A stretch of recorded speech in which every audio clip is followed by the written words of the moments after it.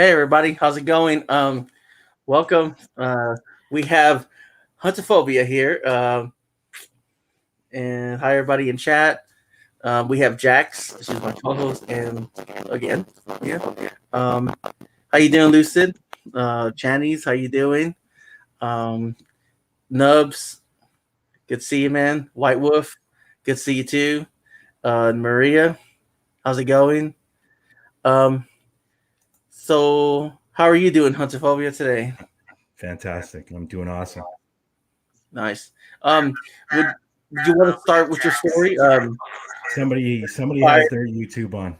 Somebody has YouTube on because it's echoing. I don't have YouTube. Yeah. Okay. Okay. So first question is, what inspired you to name your channel, Huntophobia? Mm, Okay. that's funny. That's the very first time anybody's ever asked me that. Um, well, it came down to I was trying to think of a name. Obviously, I didn't want to call it Brian's channel. Um, so I was thinking Hunt, and then I was going to go with Hunt in some way, and I just Mhm. couldn't figure out what I was going to do. And I was online. It's this simple. I was online, and the word phobia came up when I was searching something. And I go, phobia. How can I put phobia in there? Because obviously we know what phobia is, fear. Yeah. And a lot of people are afraid of the paranormal. And so that's how it came. It's that simple. It's nothing complicated how we came up with the name. It was just like huntophobia, and that's all it was. Okay. Cool. Um, did you want to tell us a little bit about yourself, about your channel, and what inspired it, and what's your goals on your channel?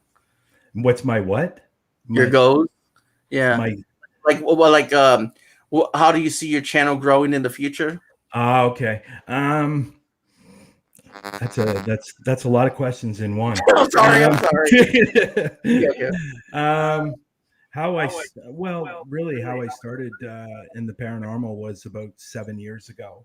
Mhm. Um, I joined some small little groups, Mhm. and that's how I really got into it. Of course, I've always had a passion for it since I was, a teenager. But I've I started with small little groups, and then I decided one day about 5 years ago I was going to start my own. Unfortunately, life got in the way, and it ended up not happening. And then about a year ago, when COVID started, Mhm. um, I figured what a perfect time to do it because there's not a lot going on. We're not doing a lot, and a lot of us are home and stuff like that. So I figured it was the perfect time to start it, and which I did. So I got a bunch of people together, and we planned what we were going to do. I had an editor. I had somebody else with me. I had a camera person, and we figured, okay, let's do it. And we did, and we started. And we started filming, and it was really, honestly, it was the really first time I was ever filming it because the groups that I was with, they were filming it, but they weren't really, putting it onto like a platform like YouTube. They just had it for themselves, and that's how I got started doing it last May, April. Started Mhm. filming it. Um, but my channel, I think it's going extremely, extremely well, or I'm happy with it. And but there is a change coming, and a lot of people do know. Um, I've joined Paraflix, so Paraflix will be where I will be putting the full videos, and then on YouTube I will be putting on basically teasers, um, so people can go to Paraflix and watch the full video. And that's where I'm taking my channel right now, and I think um, it's the best way for my channel and the way I want to go. Um, and it seems like it's going to be really, really good. And there's a lot of people getting away from the YouTube and going towards the Paraflix. I know a few groups, Beyond the Veils going, Nightmare Project's going. So I'm following suit, and I think that's where my channel is going to be best fit for myself, at least. Sounds interesting. Is Well, you know what? They're actually comparing Paraflix to be the next Netflix. wow. So That's what I was yeah, going to ask you. I was what's like, wow. that? I was going to ask you about that. Like, Yeah, man, like a log if I can like actually, you know, be like actually pay for a subscription. You know what I mean, to watch yeah, it and stuff like yeah. And obviously, it's not going to be huge at the beginning, but that. eventually, over time, it will get really big, and you'll probably see a lot more channels going over to there because the platform's going to be bigger and better. And I was telling this to somebody the other day. If you really think about it on YouTube, there Mhm. are 37 million channels. Wow, Think about that for a minute. 37 million. that's a lot. So you are basically a needle in a haystack when it comes Mm-hmm. to um, having a channel on YouTube. Um, Exactly. so that made my decision a lot Mm-hmm. easier. And of course, obviously, I'm still going to do stuff on YouTube. I got my live show now, and I'm going to be putting out the videos on Fridays, and we'll see what happens. Okay, cool. Can't wait to see more. Yeah. Yeah, it's gonna be interesting. Okay, so how long have you been a ghost hunter? Well, like I said earlier, I started about 7 years ago, getting into it with small little groups in the area where I live. And then I really started getting more heavier into it about a couple of years ago. Yeah. And then I decided a year ago to really do it on my own. So Okay. that's, yeah, that's about right. Okay. Um. Um. What's the most? I mean, tell me about your experience. Like, about what would what would you do if you walked into a location? You know, like what's the first thing you would do? Regarding what, sorry? Sort of with equipment and like Well, like sort of like okay, that. I get you what you're saying. Well, usually the first thing I do before I go into a location, I pray to myself. I know a lot of people pray out loud, but I pray to myself. That works for me. And then obviously with equipment, you always check your equipment and make sure it's running properly and all that stuff. But that's usually what I do before I go into an investigation. And generally, most of the time, and I know we didn't talk about this when we were talking earlier. Um, Mhm. Usually with me, what happens is I pretty well know what's going to be there before I get there. Okay. I Um, already know. I know you were talking about being a sensitive as well. Yeah. So let's know more about that. Maybe that's going to come into that and come into play. Yeah. Well, like I said, generally before I go to a location, I pretty well know what's going to happen. Hmm. And when I get to a location, I pretty well walk in. I know what I'm seeing.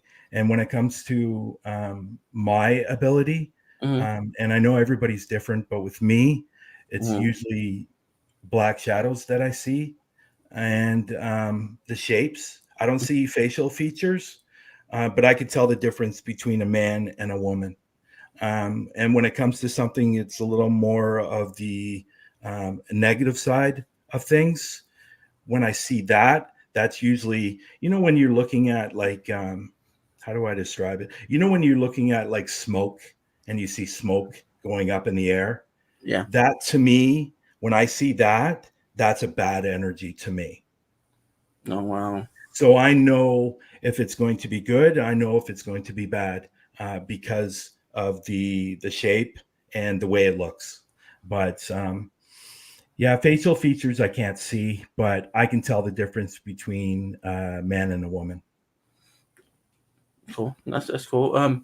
Well, how about when spirits try to talk to you all at once? Let's say you're on investigation, and let's say you have like maybe 15 spirits try to talk to you at once. How do you deal with that? Um, well, as you know, as I told you before, that doesn't happen to me a lot. Hmm. I just mainly see what I see, and they don't necessarily talk to me. I don't really get that, Hmm. but I've never, I don't know what's the word I'm looking for. I just don't experience that type of when I'm walking into a place and I see something, they don't actually talk to me. I just see what I see, and Yeah, you that's see all I that. get.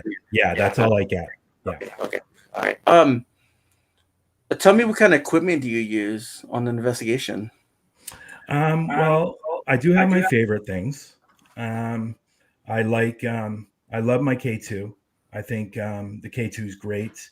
I love my thermal. Um, one of the, and this might sound weird, but, and I know a lot of people have it on their cameras, but I Mhm. find that I love my mic because I find that my mic picks up things Mhm. because it's a good mic. And like I told you the other day, I sometimes with my mic, it almost sounds like I can hear a flea fart in my microphone, you know. Wow, that's great. So, That's a pretty good mic. but I love my mic, and I do like the Necrophonic, but that's probably my last choice. And I'm really starting to become a fan of the SB7. Okay.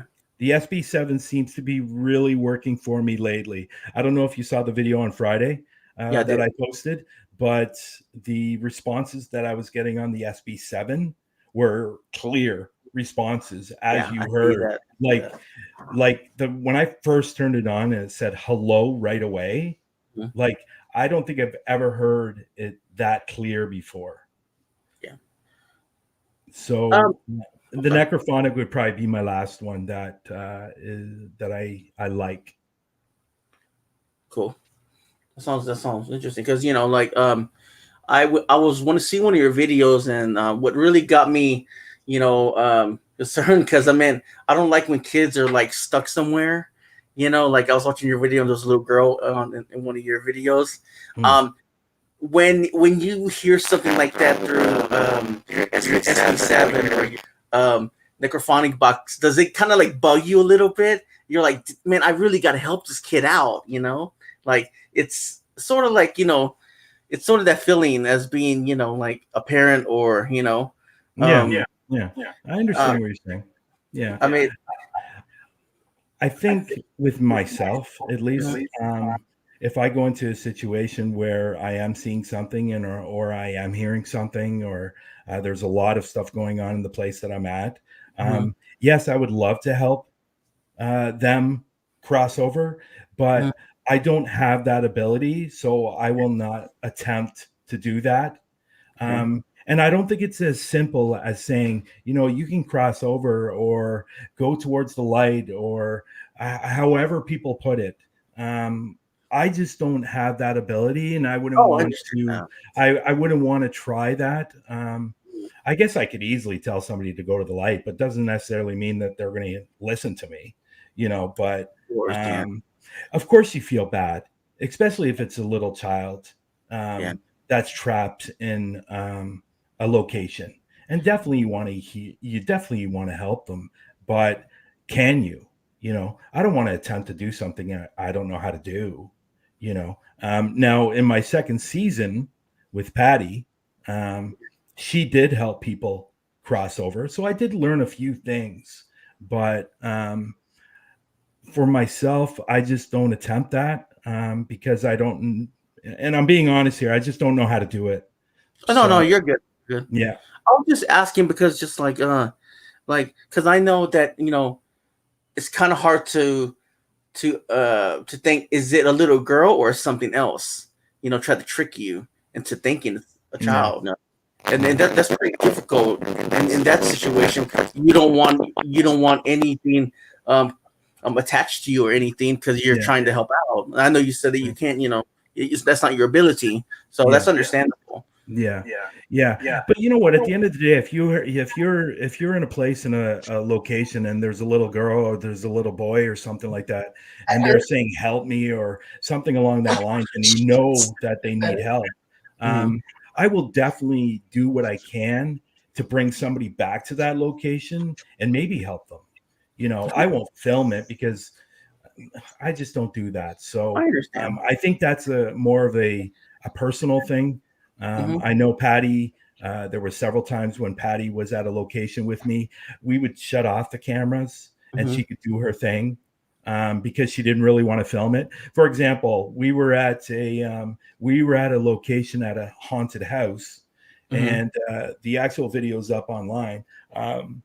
And we did and I'd never seen this before. We did a dinner before the filming, so we were actually giving the spirits a feast, so they would accept leaving after. And Oh, I'd wow. never seen that before. I'd never heard of it. I'd never seen of it. So it's sort of like an offering, sort of like. Yeah, basically, yeah, for sure. That's basically what it was. So we had, and the thing was though, we were not allowed to talk during dinner. What? Yeah, we were not allowed to talk. Nobody was allowed to say anything. We had to be very, very quiet. And I'd never ever heard of that before. That was brand new to me. Hold on, give me a second. Let me get out of here and see what happens, because Tony said to check my audio. Is my audio okay? Yeah, sometimes it goes a little bit staticky. Maybe I my phone up here. I don't know. Yeah. Let me get out of here quick. Let me. Okay. I don't know what's up. Yeah, like it's doing it right now, actually. Yeah. I guess I'm by myself. Anybody want to ask me any questions?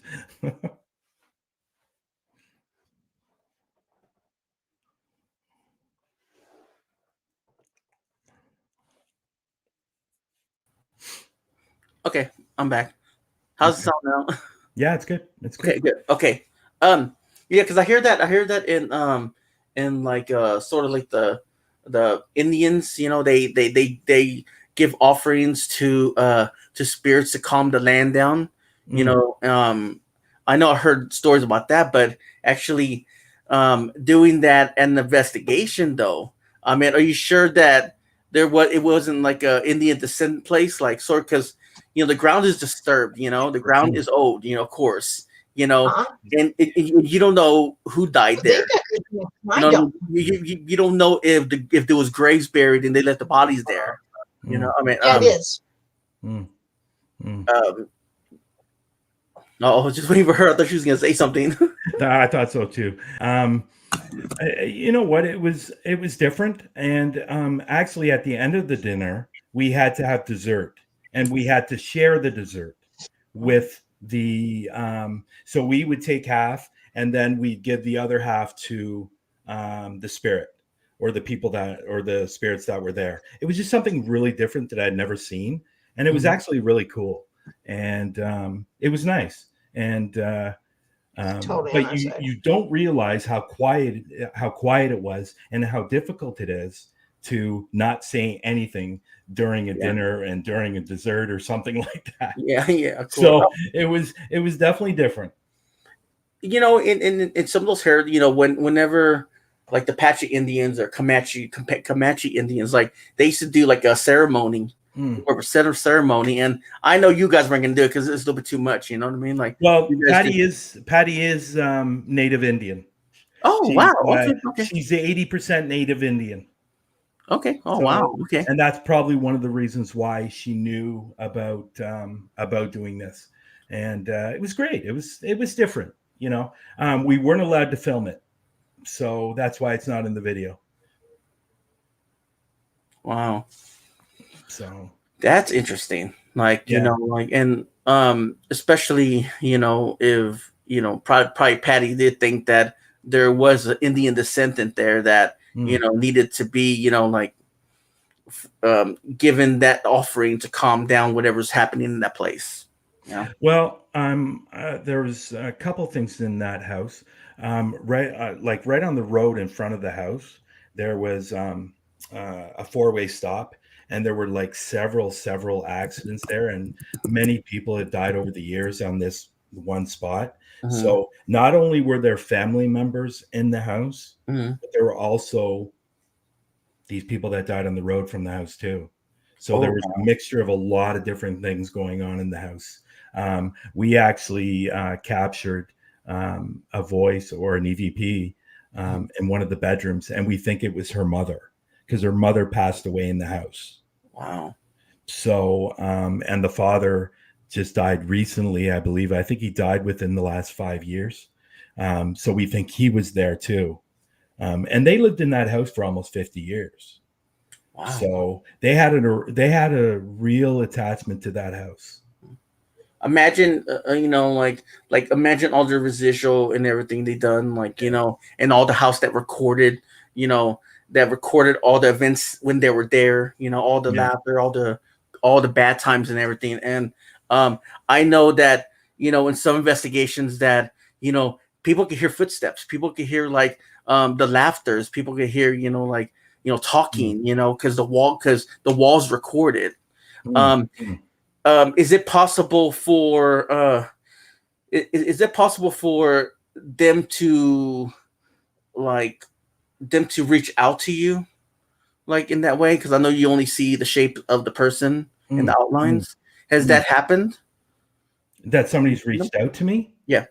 Oh, yeah, for sure. Yeah, definitely. Or it's not necessarily reaching out to me. It's just standing closer to me. Yes. I find that here's another thing that I get to. When I find that it's a good spirit, they stand closer to me. When it's more of a negative spirit, they stand further away. Oh, wow.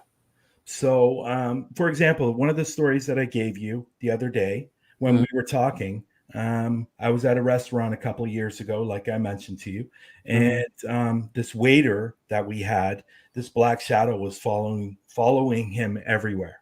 And I thought, okay, well, this is somebody that's obviously really close to him. So he came to the table and I said, listen, this is going to be a stupid question, or this is going to sound really weird, but have you had anybody die recently within the last, couple of years? And he goes, yeah, my mother passed away about 6 months ago. And I think, well, I think your mother's following you everywhere. And he looked at me for a minute and goes, yeah, whatever, like that kind of type of attitude. And I think then he kind of accepted what I was saying because we talked a little bit more. And but he was great. But again, that was like what I mean, like when with me, they come closer to me, and when they're more negative, they stay further away. So I know the difference right away when I get into a location if I see them. Well, it's also good, like with the spirit that stays away, they know not to come further to you because you give out that presence of you're not invited in my spot. Only the positivity can. Yeah. And I'm just surprised because I know it's pretty hard, because if someone would approach me like that, I would have been like, get away from me, buddy. You know what I mean? He thought it was a little bit weird, but obviously, we've all seen TV shows where somebody is a medium or something along that lines, and they'd say, this is going to sound really weird, but this is what's going on right now. And so I think he took that into account, but I think he was a little more put off because of the fact that it was following him everywhere. Like, I mean, like literally everywhere. Like he went to the counter, it was there. He went to another table, it was there. Like it literally went everywhere with him. So I think at times that could be a little bit off-putting for somebody too. They might think, okay, well, what the hell's following me around? You know what I mean? But it was definitely nothing malicious at all. And I think if it was, I think maybe he would have said something along the lines of, well, this has been happening to me, or I've been waking up with bruises, or I've been waking, up with scratches, but that wasn't going on. There was just somebody attached to his hip, basically. Yeah. I know you're telling me how you got into the paranormal. I know you told me that, you enjoyed the paranormal and everything else, but I know you're telling me a story about your grandmother where she sat right next to you, and that's when you really got into it. Can you tell everybody that story if you don't mind? Well, it wasn't my grandmother. It was a friend of mine. Okay. His grandmother passed away. Oh, your grandmother, and, so I went down there about 3 weeks after it happened, and we were sitting in his bedroom talking. Obviously, I went to her funeral and stuff like that, but we were sitting in his bedroom talking, and I was sitting there, and all of a sudden I felt like a head lean on my shoulder, and then I felt a hand touch my hand, and all of a sudden I felt this warmth all over my body, because I know some people, when they experience paranormal, when they touch them, they feel that cold feeling. It's like a cold sensation. This was complete warmth. And I was telling my friend, and he was saying, yeah, whatever. And then he looked at me, and right beside me, there was an imprint of like somebody sitting in the bed right beside me. Wow. So it lasted about 30 seconds, and then it was gone. It was almost like whoever that was saying goodbye to me. But the weird thing about all of it is, his grandmother used to do that to me when she was alive. So that's why we figured it was his grandmother doing it and saying goodbye to me. Wow, that's interesting. Yeah, it was I was about 15 when that happened. And that really got me really interested more in the paranormal. Nice. She keeps on popping up and keeps on coming in and out. I know, right? Her internet is bad. Let's go a little bit back to your investigations. Like when you enter a property, like I know sometimes you probably have seen something on the middle of the road and you're like, that sounds interesting. Let me just go in there and investigate it, you know? Okay. Do you do the history on the place, or like not right away when you see the house, but like do you do the history of the place before you enter? I'm really bad at that. I really am. And I have to be honest, I'm bad at the information. My feeling personally for myself, and I know everybody's different. I know a lot of people out there like the history, which is great, but I'm more about filming the stuff, the paranormal stuff, capturing the stuff. Okay. If I do give out information on the video, it's very little. And usually I give information about what's being seen there, if something's being seen there. Yeah. And then usually I'll give the full info in the description when the video comes out. I'm more like that. I know it's bad. I know it's really bad. I know it's bad, but you know, I'm more about getting into the investigation, not really 15 minutes worth of information. That's just and I need to change that. I know I do, because I know there's a lot of people out there that like the information at the beginning of the video, so they know what they're going to be watching. But because a lot of people don't go into the description and read all the information, especially if it's like this long. I know, right? I ask everybody that. Don't worry. Hey, you know what? And I'm giving an honest answer. That's who I am. And like I try to give something, but it's mainly the something I'm giving is what's being seen there, or what's been seen there. And that's what I'm more about. But I know I have to change that. I know I do. So, but hopefully that will come. I know, right? Well, no, it's. I mean, like, I just like hearing the history, because I mean, I know some of your videos you talk about it. You know, I don't know what video it was where this guy, he like hung himself in the garage or something, or something like that, and you found out he was chopped up and buried. Yeah, that was at the Hermitage Ruins, and that video just came out not too long ago. Yeah, the guy hung himself in the barn because because he was in love with the girl that lived in the mansion, and the uncle didn't approve of their love, so the relationship had to end, and he killed himself because of it. Did you get any EVPs off of that? Like, did you ask him questions? I did. I got some EVPs at the location, but I got more EVPs at another place on the property that we went to. There was more there. I did use the necrophonic there. I did use the voice recorder where the mansion was, where the guy died, and we did pick up a woman's voice, which is one of the things that is heard when people go to that property. It's almost like a moan, like you hear. And in the video, I actually put the speaker up to the microphone. Wow. And it's like a moan. It's really, really weird. And you know what I love the best is when you're going into a location, you've been told what's there and what happens, and then you experience the exact same thing. Yeah. That's what I love. I do too. I mean, I heard about it. I don't investigate. So, I mean, I'm going to be honest. Now, let's say you go into a property that, they allow you to go into. Okay. Is it sometimes they say, okay, don't use a Ouija board, don't use this that can, antagonate the ghost from being upset, or throwing things. Have you ever? There's only been, not when I've been filming my videos, but there were times when I was with other groups that they would tell us what not to do when we walked into a location. I will tell you right now, I am not a fan of the Ouija board. I will not use a Ouija board.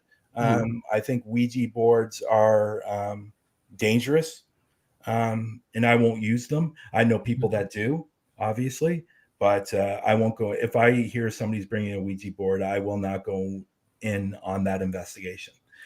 That's when I was with the groups. I just don't believe in. I just don't. I think honestly, I think they're dangerous. And I find that most people that use them don't close them properly. And you are going to bring things out that you do not want to bring out. And I think that's the biggest problem with Ouija boards, because I've heard so many stories and I've seen so many things that people have not closed the board properly, and they're experiencing something that they do not want to experience. But the most that's ever really happened is, no, I think there was one time I went into a place that said, don't yell, which was interesting. Don't yell. But other than that, no, not really. There might be a few things here and there that I've forgotten, but generally when I go into a place, I'm really respectful anyways. And I think you need to be, because you never know what they're going to do. They're so unpredictable, especially if it's something that's a negative energy. You just don't know what they're going to do. And I think you have to be careful. Exactly.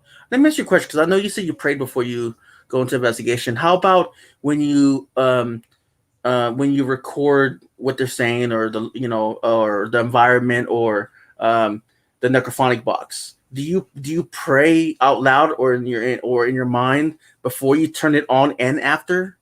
No.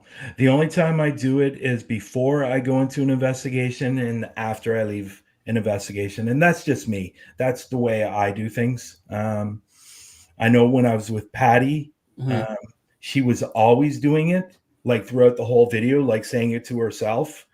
She usually carried the pendulum with her all the time. But for myself, it's before the investigation and after. And that's the only time I do it. So it's worked for me. Yeah. So, let's talk about working as a group. Okay. Let's say, because I know working with the group, you got all the newbies, and you got like the people that are professional. Let's say you got a newbie, I want to say newbie, but let's say you got a new person that doesn't know much about it, but really loves to do it. Are you worried that they might mess up and maybe slam a door and you think it's paranormal? I mean, how do you train someone in that aspect? If I've brought somebody new on, for example, when I started my group last year, the guy that was coming with me, his name was Antonio. He knew nothing, but he wanted to do it. And I just told him to watch. That's it. Watch and learn. And the biggest thing is try to keep quiet. Don't talk a lot, because especially during a voice recorder or a recording session. But I'm pretty easy when it comes to that. I'm not a micromanager or anything like that. I know. There's, like if somebody's coming along with me that's new, just watch, have fun, and don't run. No, right? Don't run screaming out. No. Don't run. If you say you want to leave, just say, you know what, Brian, I think I'm going to step out and and that's fine. That's it. But don't run. I know, right? Like, oh man, you. Well, it's also good also when let's say you bump something. So it's also good to write that down so you know that it was you, and you can actually say in recorder, oh, that was me. You know what I mean? Um, like I know you have a medium. I think she was working Patty, with yeah. you. Patty, yeah. Let's go into scenario on that one. Let's Okay. say you go in as a group, right? And she has Patty. Let's say she has those gifts, right? Now, do you guys go in all together as one, or do you guys let her go in first so she can have the feel of the place? So when she comes out, she can tell you, hey, be careful in this area, or this is what I witnessed, or felt. I mean, how does that work? Well, the way she worked was obviously she didn't want to know anything about the place before going in. And usually, when we were doing an investigation together, we would walk through together. She wouldn't go in by herself. One, because she didn't like to, and the second is she was honest. And she said in the video, I want to get the F out of here, when something bad happened, which is funny because she's a medium and she deals with it all the time. And she didn't like being in places like that. But no, she never, we would usually go in together and then we would do a walkthrough. And then after the walkthrough, then we would do the investigation. And that's how she liked to work. And that's how I like to work. We worked very, very well together. We did some great things, and we captured some good stuff, I guess, paranormal stuff. So, but she was really good, and she was spot on some locations, like the park, in it's about 2 hours away from here. She was spot on with that, and it was a homeless guy that got killed in the park, and by two people, and she got it spot on, and he was a homeless person, and he was murdered in the park, and she knew right away that she said somebody got killed here by two people. Wow. And it was incredible what she did, and she was pretty amazing person. And of course she's been a medium for over 30 years. So okay, cool. Did you get any communication out of the victims in the park? We did have somebody come through the necrophonic. We also had some we did a voice recorder, and we had some EVPs off that too. They were actually pretty clear too. I believe in that one it even said Patty. It said her name in the EVP on the voice recording. Wow. So real quick, but Boomer D said, how many mediums have you worked with? 3. Okay. The one that was with my group when we were taping, and then other groups that I was with before, they had a medium in their group. So there were 2 other mediums that I worked with. Cool. Now, going back to get evidence outside, because I know with the surroundings, with cars and with the wind, it's kind of hard to actually because with the paranormal investigations that I've seen, they really, it's kind of hard to get a clear EVP when it's outside, because there could be any kind of evidence that can really mess that up. Like it could be a guy talking distantly, or it could be the wind, so on and so on. I've been pretty lucky up to this point on the locations that I've been at. Most of the locations have been not necessarily an enclosed place, but a place that was quiet. Like, for example, Sewell's Bridge. Yeah, it's underneath the bridge and you got the water and stuff like that. But it was out in the boonies. So there weren't a lot of people around. There were no houses around. There was a graveyard right beside it, but that's about it. So we were pretty lucky there. But I've been pretty lucky up to this point with being outside and outside noise. And I can tell the difference. I think we can all tell the difference if you're going to get a human saying something from a distance rather than an EVP over your microphone. You can tell the difference. Because how many years have you said you worked in the paranormal again? 7 years. It's about 7 years. That's good. Yeah. I mean, you must know your stuff. I mean, yeah. Yeah, I know the difference between if it's like if somebody, like you were saying something earlier about somebody, hitting something or something like that. the You can pretty door well tell. You or can tell the difference between that. But if you all of a sudden you're hearing footsteps and nobody's been walking in the place, then that's pretty easy to decipher, I guess. But I've been pretty lucky. Like I said earlier, I've been pretty lucky up to this point when it comes to being outside. Like, for example, the streaming tunnels and the Blue Ghost Tunnel, which were kind of inside, but I captured stuff outside. Oh, wow. And I have a video up where it's I was at the streaming tunnel and I was standing outside of the tunnel. And all of a sudden I heard this talking right beside me, like this voice. And I turned my camera and I said, "What's that?" So what I did was, when I got home, I pulled out the SD card and my camera, put it in my laptop. I went directly to that spot, and it was a Class A EVP. I didn't even have to turn it up, the sound or nothing. It said, "What's your name?" Wow. That is wild. And there was nobody around me and nobody around the area. So, and it was a woman's voice, and it was really cool. Really that is crazy. I mean, I bet there was a lot of stuff that went on there we don't know about. Yeah. Let's talk about like let's talk about trigger items. Do you have any trigger items that you used in an investigation?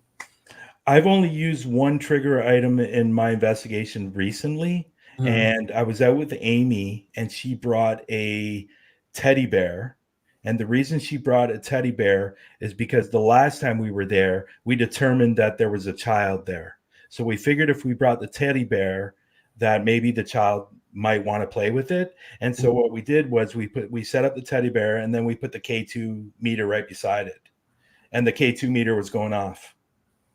And it was great. But trigger items for me, no, not really, because again, I can walk into a place and see something right away. So I know what I'm going to capture something. Well, I'm hoping I'm going to capture something on the mic. But trigger items, no. That's the really only time. Trigger items don't really do it for me. How about flashlights, like the flashlight method? I have tried that. Didn't work. But I have tried that, and but honestly, I just go into a place and investigate and speak to them and try to get them to communicate with me. And if they do, great. If they don't, that's it. Okay, cool. I'm a pretty simple guy. Like I'm not overly complicated. You know what I mean? Yeah, like it's just the few tools, the better. You know what I mean? Yeah. I just asked that because just like you got a lot of investigators sometimes that go with you guys, and they use different tools like the UV laser lights, or or just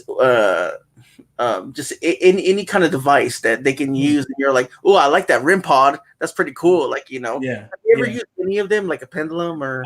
No, I haven't used a REM pod. I've seen it, obviously. But the equipment that I use, I love that, and I'm happy with that. If there's something I'm going to add, that's fine. Like, it took me a long time to order the SB7 because I wasn't a really, really big fan of that, that static noise. And it took me a while to really say, okay, I'm going to order it and see what happens. So other than that, Eli, I just, like I said earlier, I'm a simple guy. I like using a few different things, and really that's it. I'm not. And besides, for example, if I went to Burwash Prison, okay, and it takes 5 hours to drive there, okay, and then you park, and it takes you an hour to walk there. The last thing I want to be doing is carrying a shitload of equipment on my back because it's going to take me an hour to walk there. Exactly. You know what I mean? So I bring my few little things that I like that work for me. Yeah. And that's it. How long does it set you? with cameras and tripods and I don't know. Let's say I mean not tripod. Yeah, well, you know what I mean. How long does it take you to set up everything? The camera about 10 minutes. That's about it. 10 minutes? Not even 10 minutes. Not even 10 minutes. I put in my battery, put in my SD card, put it to the tripod, and put on my light and my microphone. I'm ready to go. Of course, now with saying that, I try to organize my bag. So if I go into my bag, I know where everything is, right? So Yeah, I'm not searching and taking everything out and then putting it back in and stuff like that. So, again, I'm going to say it again. I'm a pretty simple guy and I'm not complicated. I don't do a lot of complicated things when I go on to an investigation. But there is one thing I would love to try that I haven't tried yet, that the Estes method. I definitely want to try that. And that's where you put the earphones on and you got the FP7 going and you turn it up and somebody asks questions and then you get those answers and you spit them out. I'd love to try that. I haven't had the opportunity yet, but I will sometime down the road. So, but other than that, Eli, I'm trying to give you the longest answer possible. But I know. Okay. Let's get into let's say a lot of people say they go into a haunted location and something flies at them or blah blah blah. Everybody thinks it's an evil spirit all of a sudden. Yeah. Like, what do you think about that? Like, what do you think about all that? You know what I mean? Try to ask me again. Sorry. Okay. You're going to a haunted location, right? Everybody thinks just because something's flying at you, it's evil. Yeah. Again, that's a tough question. I know they say if something's going to be thrown at you or things are slamming or, things are, whatever's going on in that place, it could be a poltergeist or something demonic and evil. But you know what? I've been on investigations where a ball was tossed to me and I tossed it back and it went back to me. And there was nothing evil about that. And we ended up finding out there was a kid in the place, like a kid spirit, and it was just playing with me. I think it depends on the situation. If you're walking into a place where there's something demonic, then you should expect that. But I go in every investigation with an open mind, and if something is evil there, then I'll deal with it. Then I guess I don't run. I don't run. Okay, what's the very first place you investigated? Actually, the very first place that I investigated was a house, and it was a haunted house, and it was a bad house. This is when I first started doing it 7 years ago. I found this group, and they wanted me to come out with them. And I looked back at that and I was thinking, you guys knew what was at this house and you brought me there anyways, because this was a very, when I walked in, I'll tell you what I saw when I walked in, and I didn't tell anybody, but when I walked in, the first thing I saw through the door, when I said earlier in the interview that I was saying, I can tell the difference between a good spirit and a bad spirit, or negative energy. This thing was it looked like complete smoke, and it was moving very slowly all over the room. Wow. And it was the and I'm even getting goosebumps now. It was the creepiest thing that I'd ever seen in my life. And I'd seen did you just see that? Yeah. Did you just see that? Yeah. Yeah. That something just flew right past me right now. Wow, that's what I was looking at. I was just, did I just see that? Oh, it's something that's in one of your videos too. I don't know which. I don't know if that was the same video where you guys were leaving. Oh no, where? No. This is the one I did 7 years ago. Oh no, my bad. No, I was just trying to remember when you. It just made me remember when that place where you went to investigate. I think a skateboarding place or something, or. I think the abandoned paper mill. The reason why I mentioned it now, I remember seeing that fog that was in front of you. Yeah, that was great. That's the reason why I'm happy. I'm sorry for changing. Yeah, that was awesome. That was a fan. When I first saw that, I went, "Holy crap!" Yeah. But you know what? when I was with Josh and Amy, as soon as I walked in, I saw something standing in the corner, so I knew something was going to happen. And off camera, I told Amy, "There's something standing in the corner right over there." And obviously, I spoke between me and her because Amy's. There it is again. Yeah, so I was looking at. Okay. Did you want to try to communicate with it? Maybe. You know what? Honestly, I thought I got rid of it 4 months ago. I guess I didn't. So let's talk about that. Like, what do you think it is? Like, I mean, what do you think followed you?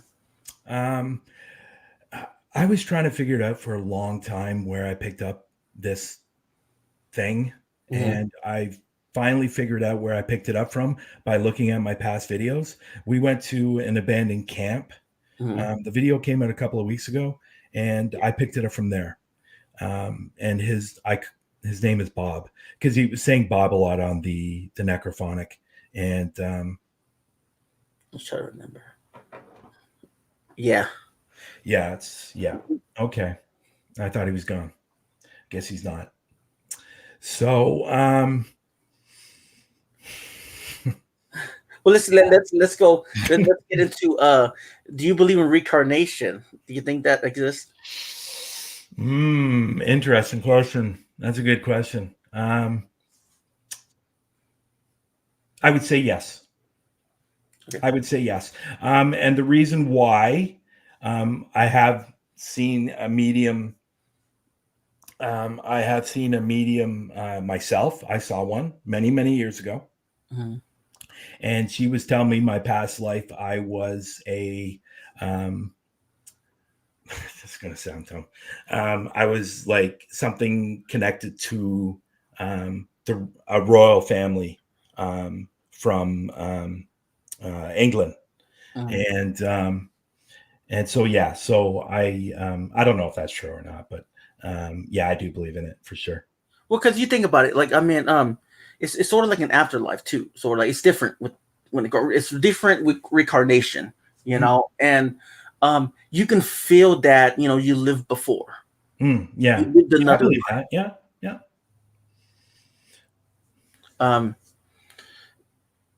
Do you believe in heaven and hell? We're not going to go into spiritual, but I'm just saying. Yeah. If you believe in something else, I believe in another belief too. So. That's another good question. I believe there is a heaven. Oh, that's a tough question. I do believe not necessarily hell, but I do believe there is something, a place where it's bad, not necessarily what you read in books and see on TV and stuff like that. I believe there is a place where people go to that have not necessarily been good through their life. But I also think a lot of those people that have not been good have been forgiven and go up to heaven. That's what I believe. Okay. Now, yeah, I mean, I believe in heaven now. Okay. You know, it's kind of hard because, you know, like, because I know that, you know, I'm Pentecostal and you're, you know, you're different. I'm between Catholic and Christian, which is called Anglican, which is kind of in between. So the difference between Anglican and Catholic, we don't have communion, and that's the difference there. So we're kind of on the borderline of between those two things or religions. Okay. So that's cool. But yeah, he's there. How about spirit guides? What do you think you do? Meaning what? Sorry, a spirit guide. So like someone that helps you guide you through life. Yeah, I believe in that. I believe that I do have I believe everybody has a spirit guide. But for myself, I thought about this, and I think I have two, and which is funny because you think I'd be able to see them, but I don't. But I always have that feeling I have two. And but spirit guide, that's an interesting question. And I know that's brought up a lot. You see it on all kinds of different TV shows and all those things. Again, I think TV shows and all that portray it a little bit different They than are. it really is. I think they portray it in a way that it's a little more glamorized than it really is. But yeah, I believe I have a couple. Okay, cool. That's awesome. Um, have you ever how about okay? Have you ever witnessed like phantom smells, cigarettes, perfumes, certain things that reminded you of like your grandmother or your grandpa, or say, et cetera, et cetera? I don't think I've ever experienced it with a family member, but I have gone to locations where I would smell. For example, I was at a location, an abandoned ghost town, and Mhm. we were standing on a front porch of a house, and I could smell peppermint perfume. Oh wow! And so did Patty, which was really weird. But for a family member, no. But going out on investigations, yes. When I was in the streaming tunnels, I could smell smoke, Mhm. which is funny because one of the known things about the streaming tunnel, Mhm. the little girl that was killed in the streaming tunnel was set on fire. Oh wow! So I did smell like burning smoke kind of type of thing. Mhm. And which is even a little more weirder on that. If you set a match to the wall, you will hear her scream. That's Wow! the story about that place. And Well, actually, the first time, I think it was the first time or second time I was there, we caught something as soon as it said "don't" on the microphone. whoa! That's So wild. Poor, yeah, yeah. yeah. Uh, So Jax has totally disappeared. What happened to her? I have no idea her Up, internet. gone. She was up. She was gone. um, going back to being the sensitive. Okay, Yeah. is there certain things that okay? Let's say you're at home, right? Is there certain things that you try? It's like trigger things, like sort of like watching a scary movie, or like doing things that will set it off a little bit more intensely. You know what I mean? Mm, I have to think about that. No, I Oh, don't that, think so. And nothing really sets it off or sets something more off. No, not really. Like I said, I walk into a place now, like what I said earlier, on one location that we went to, I knew I was leaving the hotel and I knew what was going to happen. And I knew it was something going to be negative there, and there was something negative there. And Patty said the same thing. But no, I've never really experienced that. No, not at all. have you ever witnessed? Okay, what's the difference between that ectoplasma and ectomist? Have you ever Sorry. it's I the just got pinched. I just got pinched. ectoplasm. I just got pinched. Oh, Yeah. oh wow, you okay? Yeah, I'm fine. Uh, that's why I kind of jerked like that. I just got pinched. No, it's okay. Okay. What was the question again? Sorry. Yeah. Have you like? It's sort of like the difference between ectoplasm and ectomist. Have you ever did you ever witness any of that on Yes. people or okay? Not necessarily. Well, one of the pictures on my Instagram, I'm taking. I'm doing. I don't know what I was doing, but you could see one that was around me, an Mhm. ectoplasm, and then an investigation that I did in season 2. We caught 2 ectoplasms going from the floor up to the ceiling in the abandoned farm that I did. Questions? Um, we smelled a very distant perfume in our last investigation. They were on. Okay. Here's another one. Wait, hold on a second. Something about turtles. Okay. Oh, here we go. I think he already. Let's see. Do you believe reincarnation to a different time? Thank you. There you go. Yeah, you did. Do you believe it? I don't really understand the question. I think we already answered that. I think. Yeah, I think so. Because like I was told by the medium that I was like years and years and years ago. Like we're like talking 1,700 times, 1,600 times. I'm Yeah. not talking about like 1800s or 1700s. So Okay, cool. Let's see. Okay, back to here's another one. Oh, we're talking about you said a picture. You had sort of like a swirling spirit or something like that, ectomist. yeah, like in the abandoned farm, Mhm.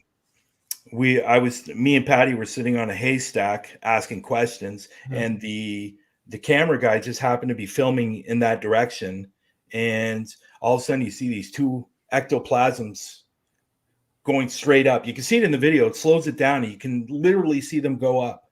It's so cool. One goes up, and then the other one goes up, and that place, wow, that place had, wow, what happened to that place? Many years ago, there was a plane crash Mhm. just near the place. So we kind of figured out that some of the people that were there were from the plane crash, but she also had some family members there too. But every location or every time she moves, they follow her, and she starts experiencing paranormal again because she moved from that place and moved into another place, and now she's experiencing paranormal again. So they're following her. Wow. Now, Yeah. is there anything that can be done about that to break that attachment that she's having? Again, that would be my area of expertise. Okay. That would be what Patty wanted to do. Patty wanted to do a cleanse for Mhm. that house, but the woman said she didn't want a cleanse. So she was okay with everything there. Okay. So I think, again, saying from earlier, I just don't get into that area. Oh, I understand Um, that. I understand. Thank you yeah. for being honest. How about orbs? Do you have any pictures you want to share? Like, I mean, Mm, well, I will send you one picture that's pretty okay, crazy. Um, send it to my Twitter so I can put it up on. oh, you want I it do now? it a different way Okay. with my computer, so Okay. Let me send it to you now. It's actually really cool. okay, that's cool. Let me get to uh,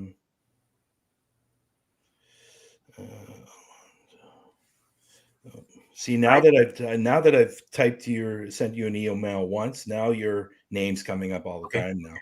That's fine. This one's pretty cool. Just give me a minute to find it. No, you're fine. You're fine. Um, Thanks for everybody for being here. I appreciate it.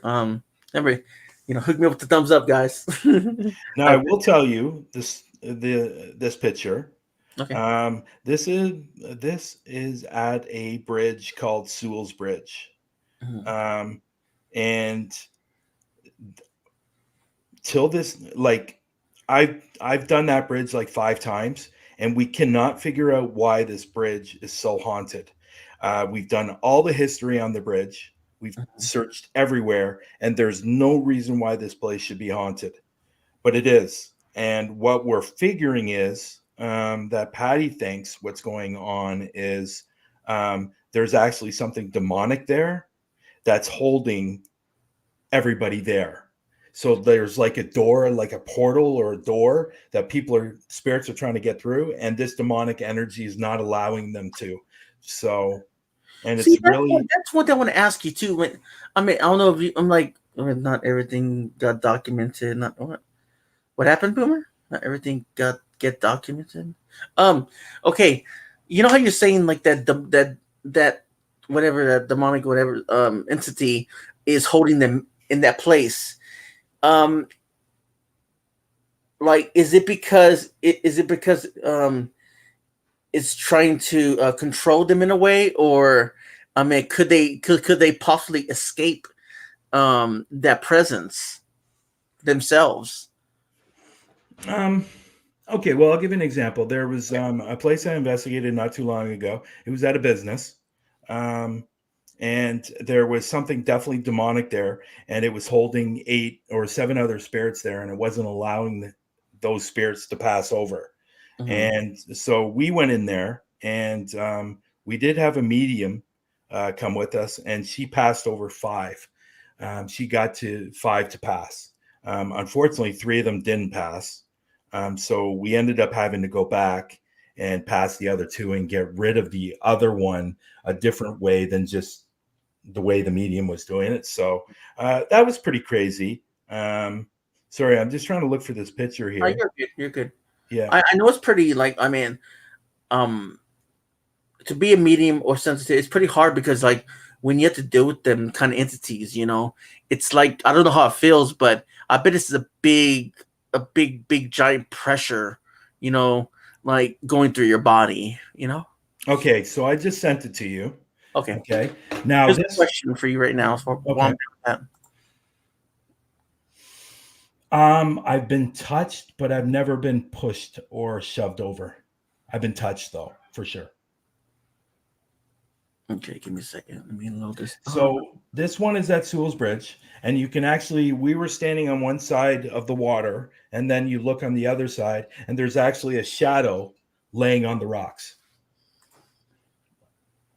And I circled it so you can see it. Okay.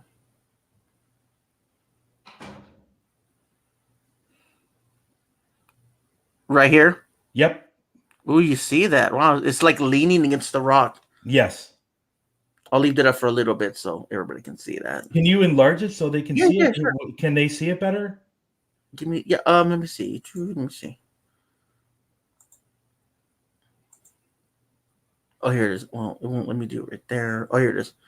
Oh, stupid computer. Okay, here we go. There you go. Right there. Look at that. There you go. Right there. You can see the head. Yep. The shoulders, the arms, and you can see the leg right here. Wow, that is creepy. Yeah. Now, I do have another picture. Now, if you take a look to the right there, you can see another one standing up right beside the tree. Go to the other side, right there where your cursor is. There's another one right there. Now, I do have another picture. Okay. I do have another picture where there's that shadow laying there, but then there's 9 other shadows behind it. It's a big shadow right here. You talking about this one here? Yeah. Huh? Yeah. But the one laying on the rock is absolutely incredible. Yeah, you can see the head, the shoulders, yeah, the legs. Wow. Thank you for sharing that with me or with us. Yeah. Okay, I'll wait for the other one. And then I can. Yeah, but that one's very, very cool. That looks like at least 2 or 3 to me. Yeah. There was actually 9 in the picture. Vale said that it tilts my head. Cool. Hey, what's up, Christy? How's it going? Hey, Boomer D again. How's it going, man? Thanks for showing up, man. Appreciate it. Guys, we'll have an open panel if you want to have an open panel soon. That'd be cool. So people can ask you questions and stuff like that. You can show us more pictures if you want. If you want to share some. Do I have anything else? I got tons and tons of pictures. Okay. It's just mainly the ones that. Boomer, actually, can I send you a video? Yeah, sure. Why not? Okay. So this is really cool. Now, the great thing of this particular video, there's the where we were, it's called Kirby's Road, and if anybody's from Canada in here, they'll know about Kirby's Road. What ended up happening there, a girl was killed in a car accident that still haunts the road, but further down the road there's a place, it's a house where a guy killed his family for whatever reason. Nobody knows why. And supposedly he was associated with the KKK. That's the story. And he killed his family. So, but about 100 meters away from the actual driveway, there's an overpass. So if you go under the highway, because it's a highway above or a road above, if you go under there, you can hear a woman scream. I captured it. And it's really cool. While you're doing that video, one question: Sure. Have you ever experienced going into a haunted forest? Haunted forest. Did I do a haunted forest? Have you ever? I think I've done one haunted forest, and that was like 6 years ago.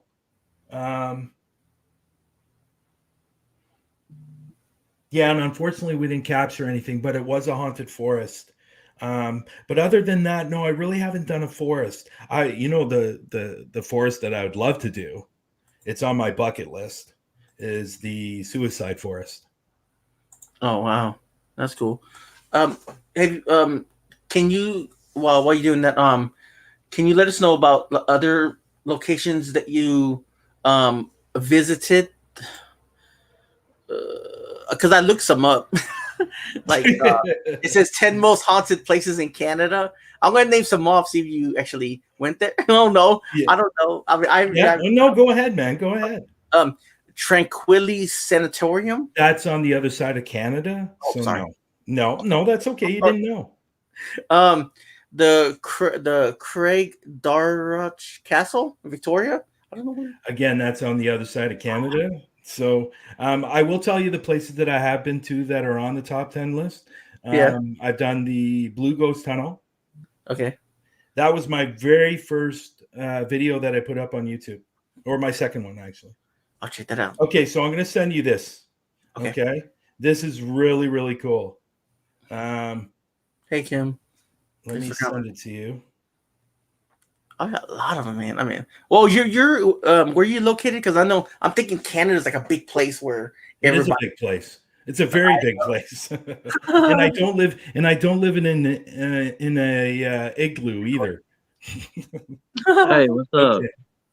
Okay, so there you go. I send it to you. If you want to play that, you're going to have to turn up the volume. But if people listen in the background, you're going to hear it.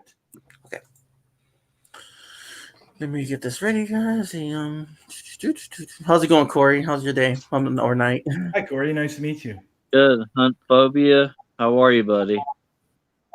Fine, thank you. How are you? I'm doing well. If you don't know me, I'm going to just introduce myself to you. I am part of the paranormal team called the Other Side Investigators. I've heard of you. Yes.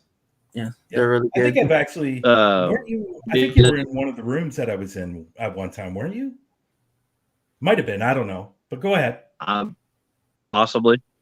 Yeah, just wanted to come on here and hang out. And I was going to ask you. On your investigations, have you ever? Let me see. What was that question? It just like left my mind, but I'm trying to think of it. That's okay. Have you, when you go on your investigations, do you wear something, anything of significance with, like, do you have anything that's like handed down to you from people, like from your family, like for protection? No. I've been told that I should wear protection, but or take something with me. But honestly, I feel safe enough when I go on these investigations that I don't really need to bring anything with me. Yeah. Other than my camera, my K2. Yeah. Did you get it, Eli? The video? Yeah, my computer's slow.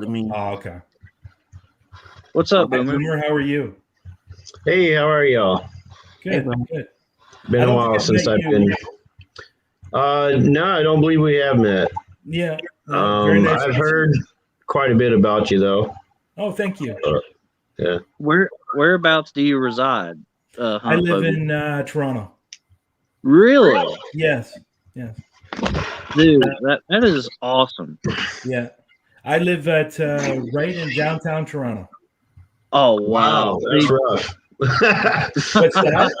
That's rough. Downtown Toronto. I've been there. If you're down by Yonge and Dundas, that's rough. But I'm just let me know Yonge and Eglinton. Talking, but did you guys want to see the video that we could communicate?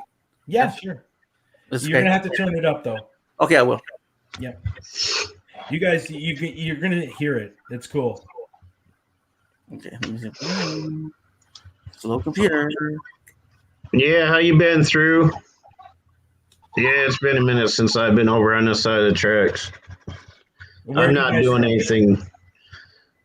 I'm not doing anything with my channel over here. I just, I got people over here that don't frequent D-Live, so if I want to see them, I have to come over here. So. Okay. Okay, here we go.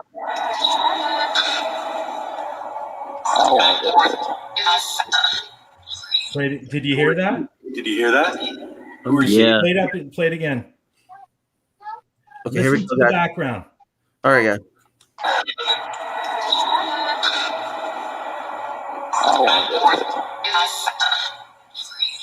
Who are you? Did you hear that? Who are you? It's in the background. It's a woman saying, "Hear me." Play it again.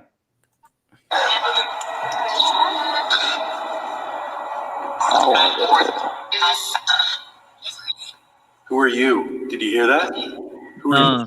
The funny thing, I'll play it the again. funny thing about that is, I saw something online.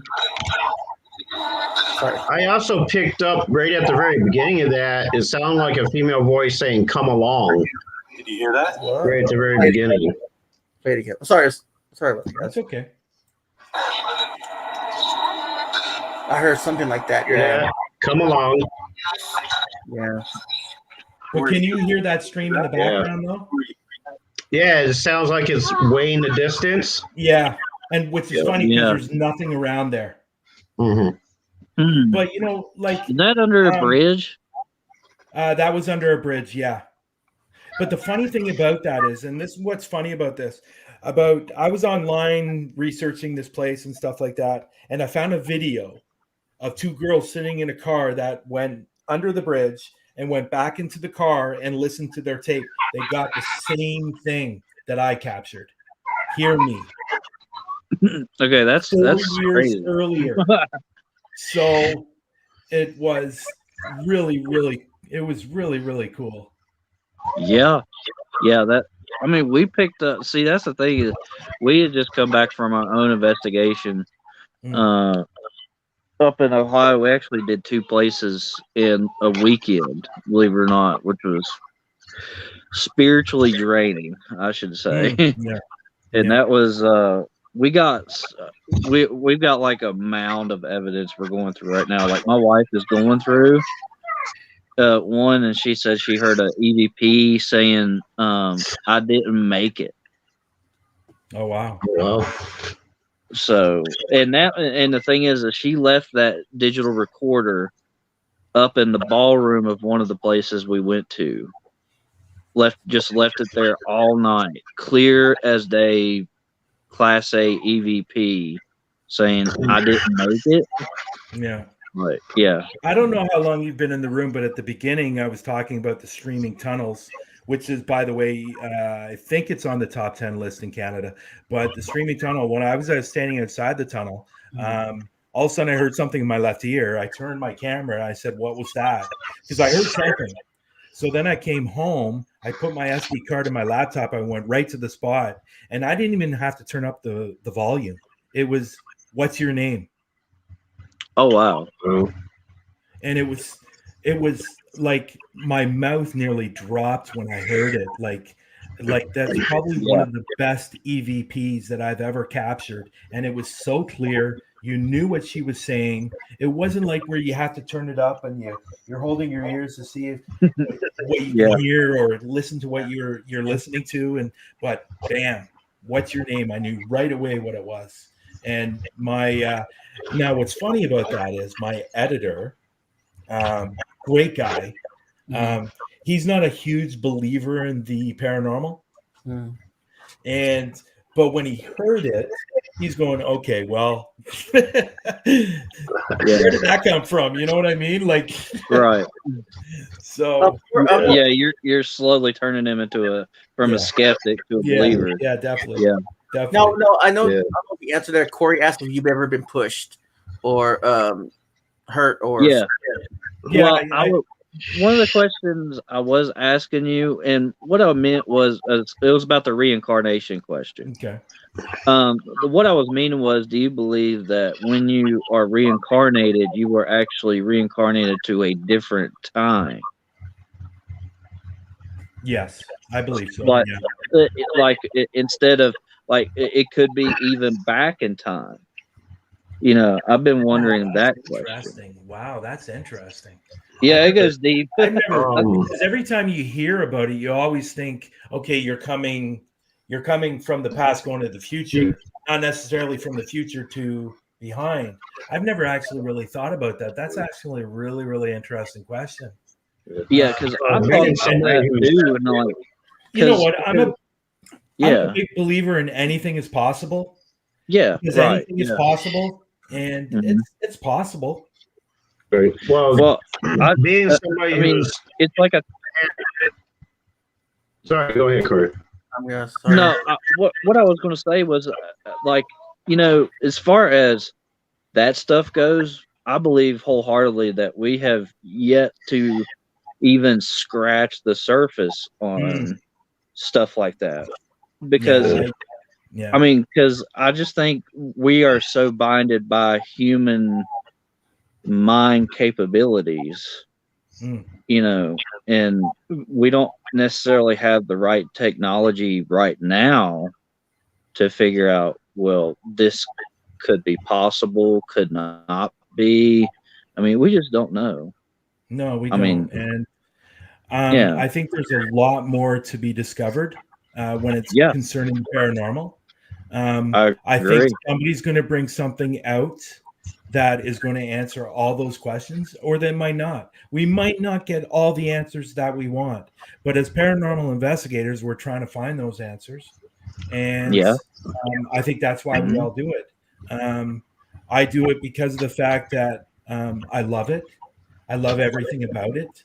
And if I could turn it into a full-time job, I would. Right, me too. Unfortunately, unfortunately, you can't. Everything changes in the like, we have to accept that that everything that something new is always going to come along. It is because a new equipment, like new abilities that people are going to come up with, and getting born into actually, the paranormal's changing in a new way. I noticed that recently.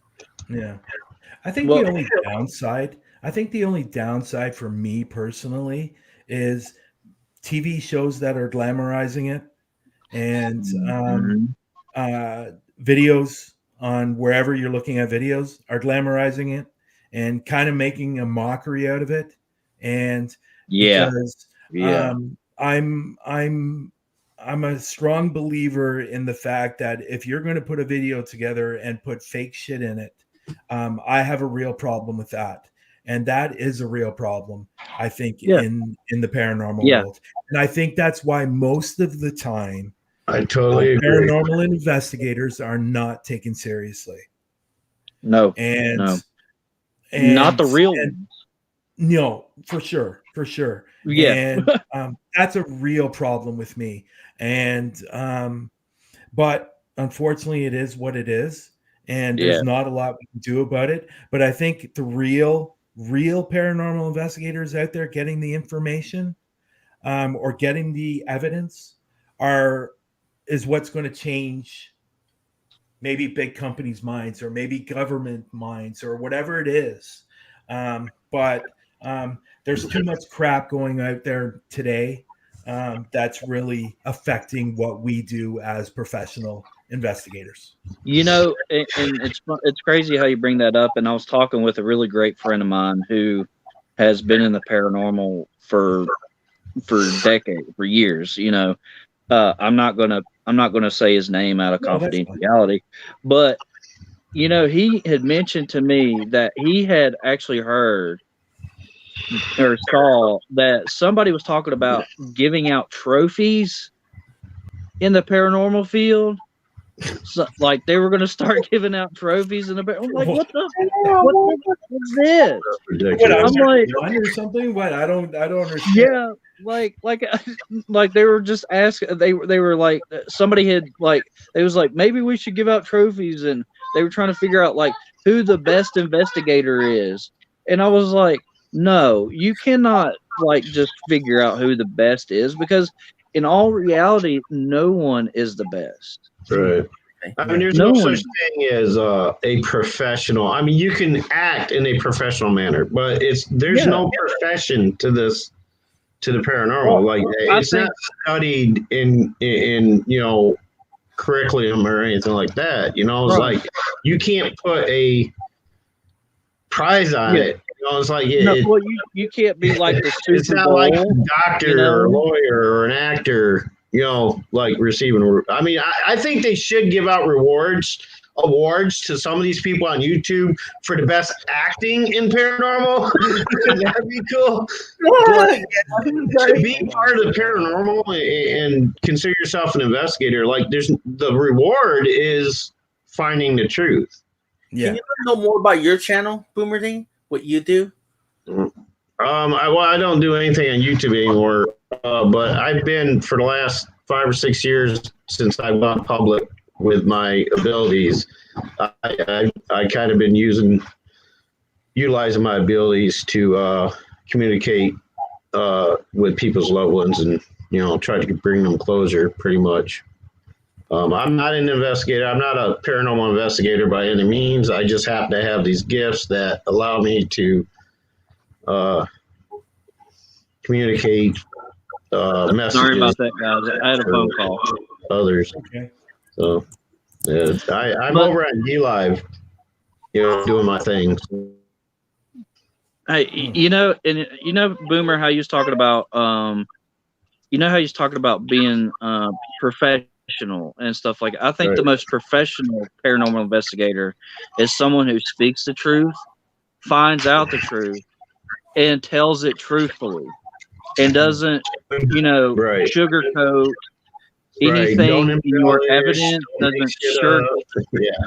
Doesn't sugarcoat anything in your evidence. Doesn't you act professionally in every single place that you visit, especially with the people that you call and talk to about these, because you got to think about it. When people allow you to come and visit and investigate their places that they hold dear, you are putting your reputation on as a paranormal group or team or just yourself on the line as a professional.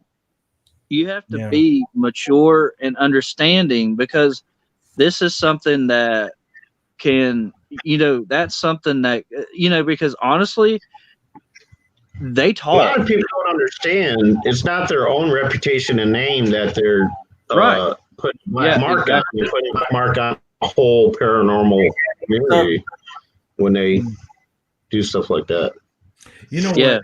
My feeling is personal. And I've said this quite a bit in the past, in the last couple of months.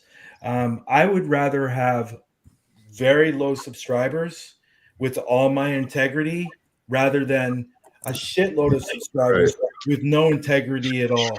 And that's how I feel. And at the end of the day, everything I put online is real. It's 110% real. Yeah, and I agree with that. I will not put up shit. I will not put stuff in my videos. I won't do it. And if I don't capture anything at a location that I go to, I won't put the video up and put something into it to make it seem like I did catch something. I just won't put up the video. I just don't understand how it would incline somebody to put out something. I mean, I know because of ratings and subscribers, but I'm talking when it's TV. Like when they have a TV show, they need to do that. They shouldn't do it. And I know people have left groups because of it. It's like the news. Yeah. It's like the news. That's a whole other ball game there. But what I'm saying is like that. I think it just, when you start doing that and it becomes a habit, you literally just threw all the stuff you just worked for out the window. I mean, as a I mean, do you like, it just don't make sense. How can you have dignity in yourself to even remotely think about doing that?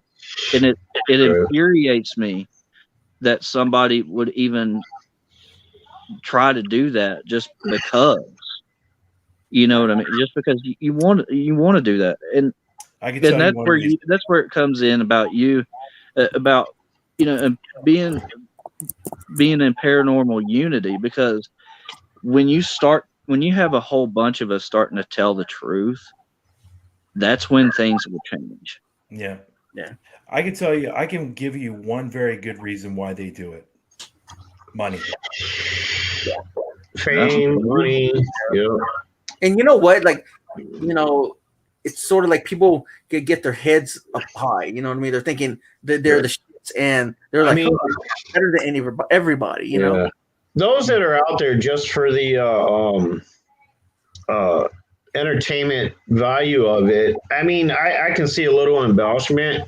You know, you got to embellish a little bit because you're out there just to entertain people, but don't make certain claims that you can't fulfill. Like, don't claim you're a professional paranormal investigator, because professional paranormal investigators do not embellish. They do not fake stuff. They do not rig stuff up to get viewers.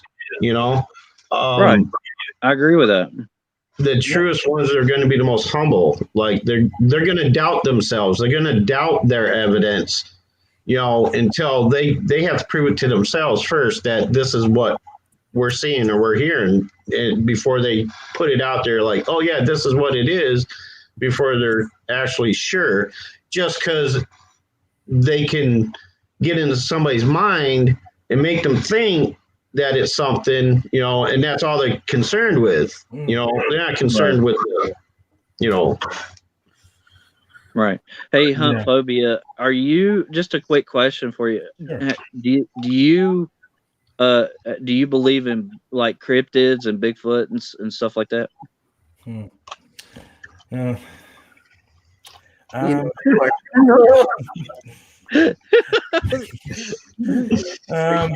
I do, to a certain extent.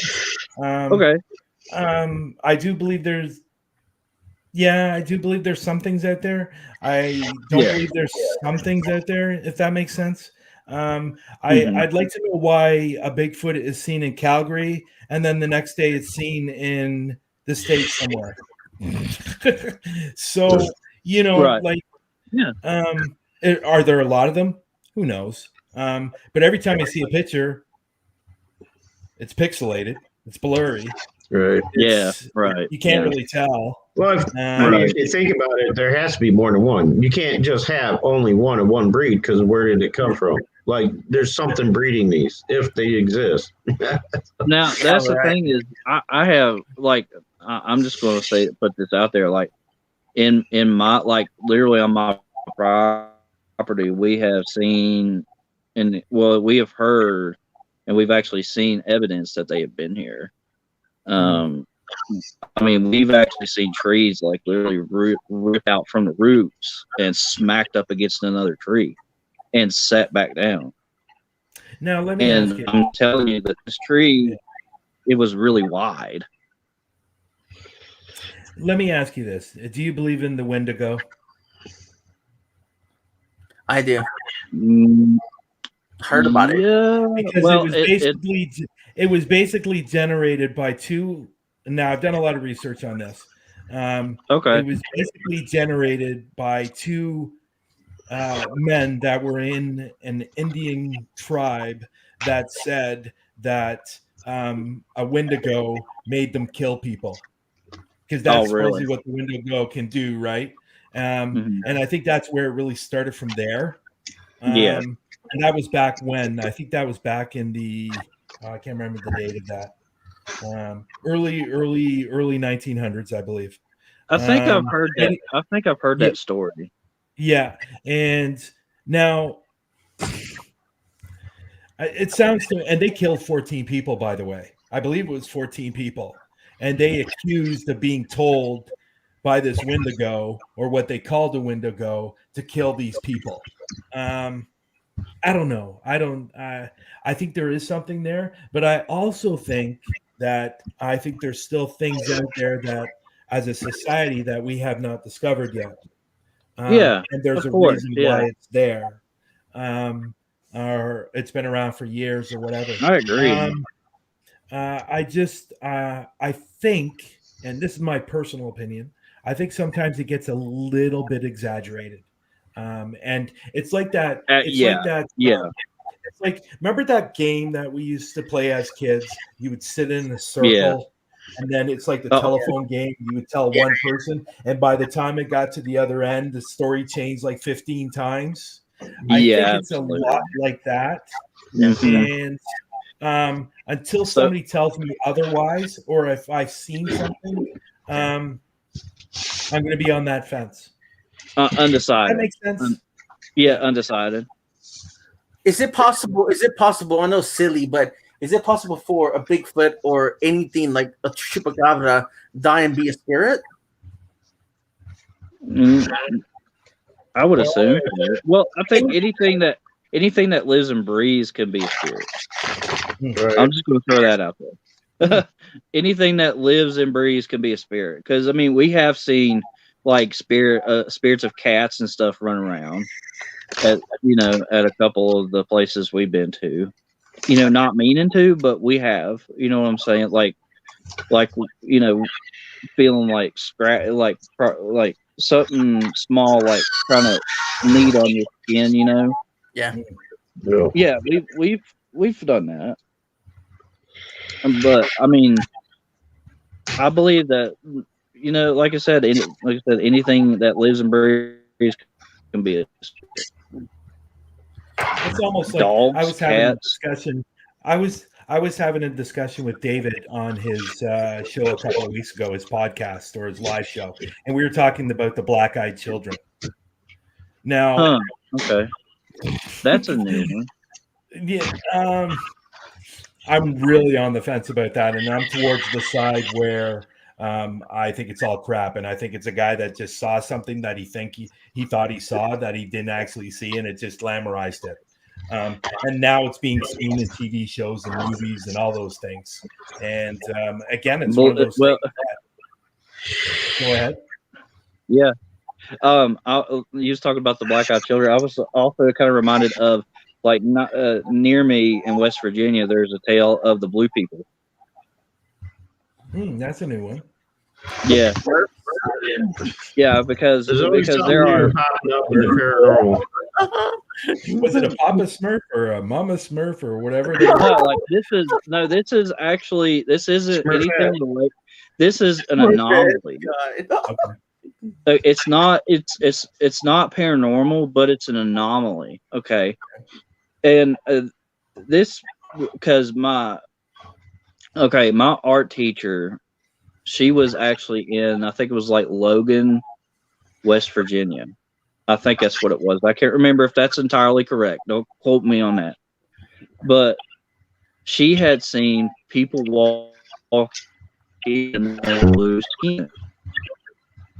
Sorry, you broke up there. And what was interesting is she actually did some research on it and found out that where people are so far away from in the wilderness, so far away from civilization, when they actually go to have kids, they do it so much. They've like back in way, this stretches far back into their family history, that they would breed with their siblings. Okay. And what had they would breed with their siblings because they were so far away from civilization. They had no idea about they didn't have any neighbors. You know what I'm saying? Okay. So it would get so bad that their skin would turn blue. And so every day they have to actually inject regular pigment into their skin in order to look like regular human beings. Yeah. Wow. And there are pictures of the blue people. There are real life pictures. Yeah. It's rather interesting. Something that's puzzled me. There's a park about an hour from me, and it's haunted. And the reports are that yes, they see orbs, but the orbs they're seeing are not white orbs. They're actually red and green, and which I find puzzling because obviously we've all seen orbs that are usually white, but not red and green, which I've seen them in many why colors. they would be that color. People believe that like the color of the orb has more to do with what the spirit energy that produces the orb, what they were like in life, or what like, and whether or not it's actually a human spirit or ancestral spirit, or I think it depends on what type of spirit it is. But I've seen several different. I've seen yellow orbs, red orbs, green orbs.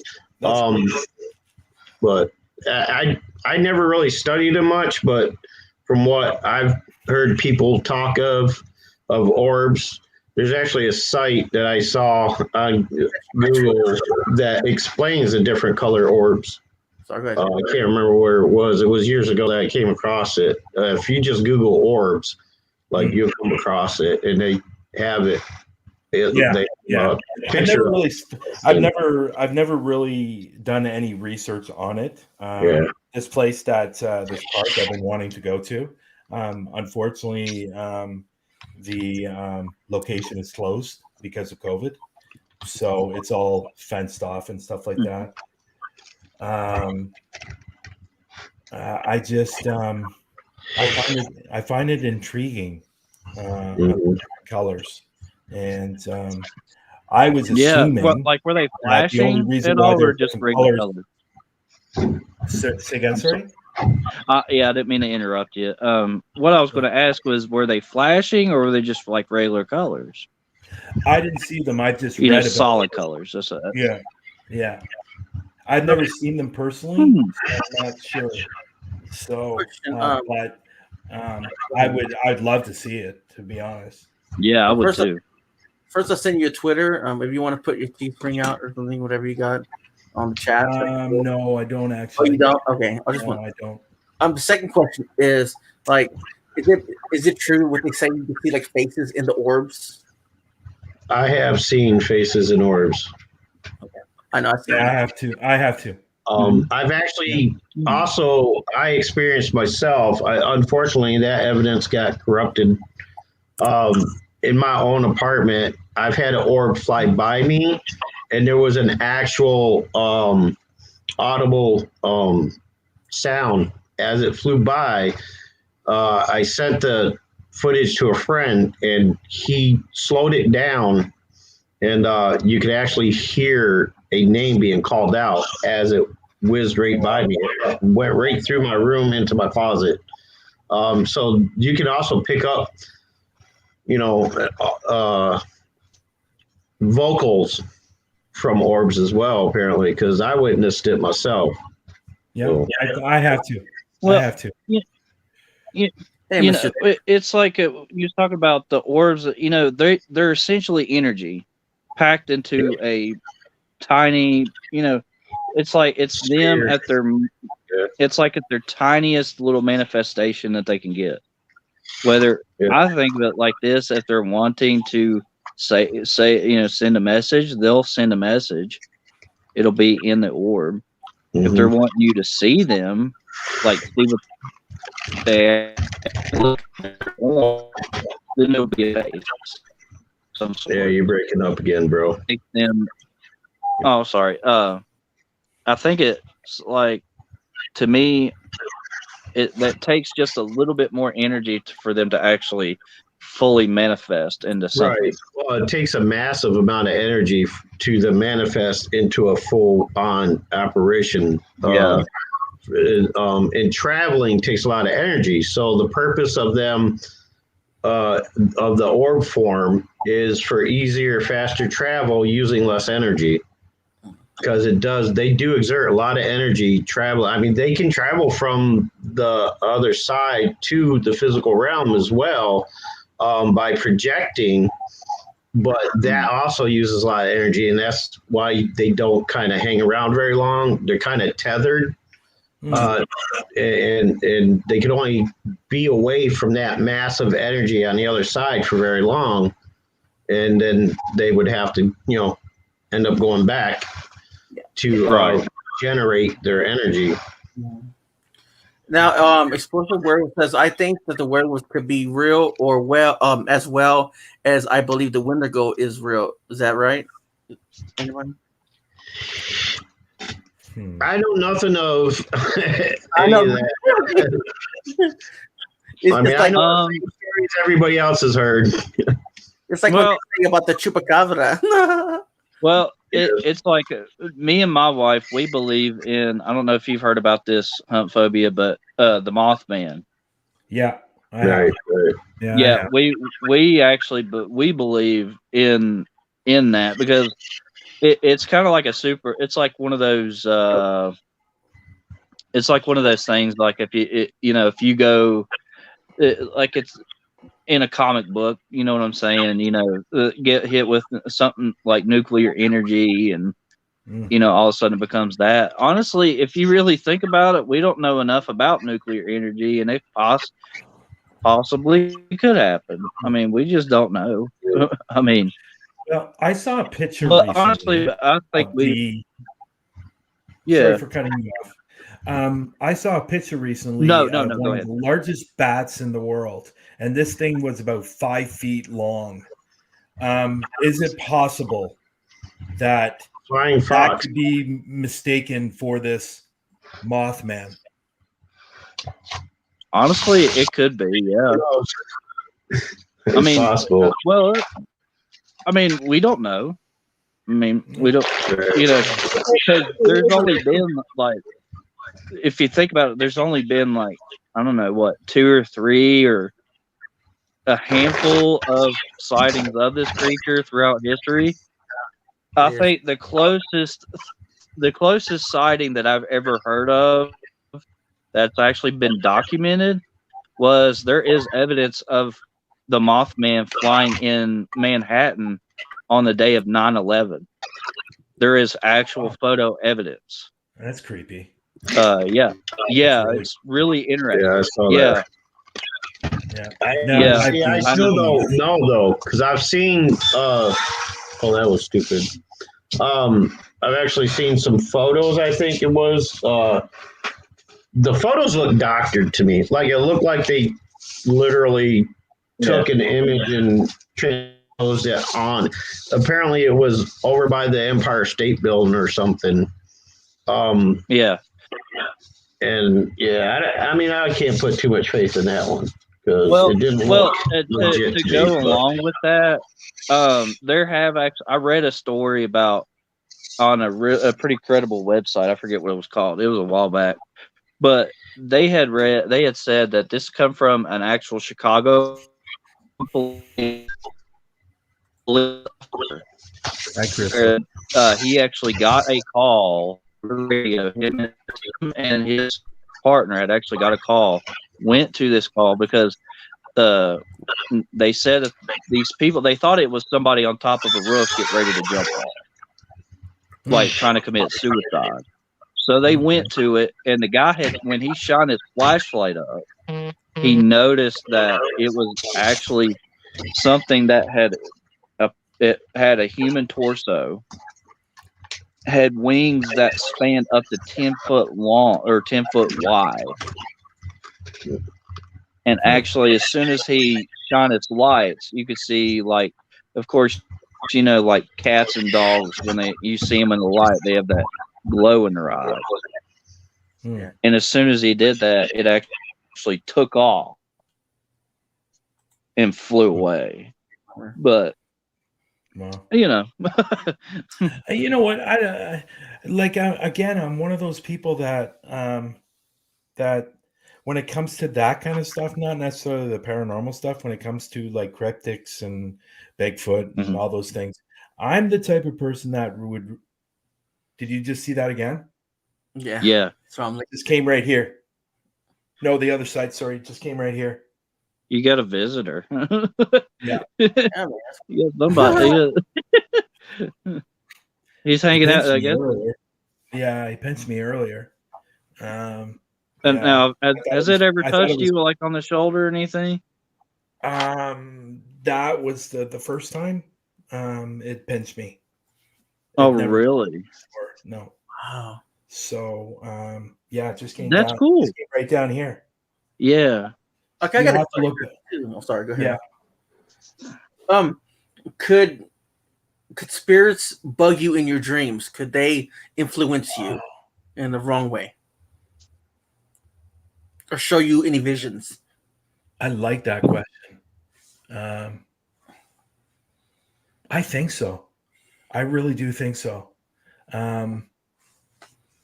Like show you, like it's like I had a dream one time because my dreams can always come true. You know, I had a dream where I knew I lived there before, but I didn't because I would peel a wall, and there would be like kids' names on the wall and everything, and I'm like, I've never been there in my life. So I would go outside, and the guy goes, "You got to go this way," but we knew we had to go to a cemetery. But the guy was like, "No, you need to go where this church is leading you." And I'm just like, "What is I mean, down that road, it feels like something was giving me a sign or something." Um, hey, what's up, Earth Soul Crystals and Gems? How you going? Yeah. It's weird. That's interesting. I find that really interesting. I mean, something. Again, I'm one of those people who say that, yeah, okay, cryptics and supernatural, Bigfoots, or the messing of the dreams, anything is possible. Anything is possible. So I strongly believe in that. And I mean, besides, How about aliens? Phobia? What's that? Aliens. Yes, definitely. I knew it. I know. I seen Jen. I know you talked about it. It's like, okay. Yeah, definitely. And I'm a strong believer in the fact that I think they're telling us a lot more today than they have in the past. And I think there's a reason for that because I think they know something's going to happen. Have you ever witnessed one? Yes. Can you tell us a story about that? When I was between 8 and 9, I woke up to a stream in the middle of the night, looked out the window, and there it was. Wow. It was literally, I could touch it. How did it feel? I mean, I know you literally lived. I know you can't. Well, I was 8 or 9. I was scared shitless. I know you were like, oh, shit, I don't want to be there. Because I know they say they're grays and some other ones. I don't know. I didn't do a research on that yet. I didn't see anything. I just saw the ship. And yes, I saw it. And yes, I do believe in it. And nobody will change my mind. This thing was massive. It was absolutely massive, and it felt like it could reach out and touch it. Wow. So what ended up happening was obviously the police were called, and we had about 50 police cars outside of our home. And at the end of it, they were telling us that we had no idea what we were talking about. And everybody was like, what the fuck are you talking about? Sorry for swearing. If you don't want me to swear. But yeah, it was a crazy, crazy night. I bet that was. Oh, it was, and I haven't seen anything like it since. This thing was massive. It was so big that I would say it probably, and I'm not a huge football fan. I would say it was probably about 5 football fields long. That's how big it was. It covered a massive amount of area, and it was there. And then obviously I got scared shitless and went back to my, bed. And then I got up and then I went back and it was gone. That's crazy. Yeah, it was. I'd never seen anything like it since. But yes, I definitely do. I'm a strong believer, and I think something is going to be coming. And I think that's why we're being told more and more about these sightings, because I think they're preparing us for something that's going to happen. Now, I'm not saying it's going to happen next year or 2 years down the road. It could happen 15 years down the road. I don't know. But yeah. I got a question. In your experience in the paranormal, have you ever witnessed a funnel ghost? What would you consider? It's the ground. It's sort of like it's sort of like a wind thingy, like coming up from the ground. I think it is. No, I've never experienced that. But when I walk into a place, like we said earlier, when I walk into a place, it's there. It's like, and when it's more of a negative energy, it's more floating around for me, and sometimes can approach and then sometimes backs completely off. But no, I've never seen that type of spirit before. No.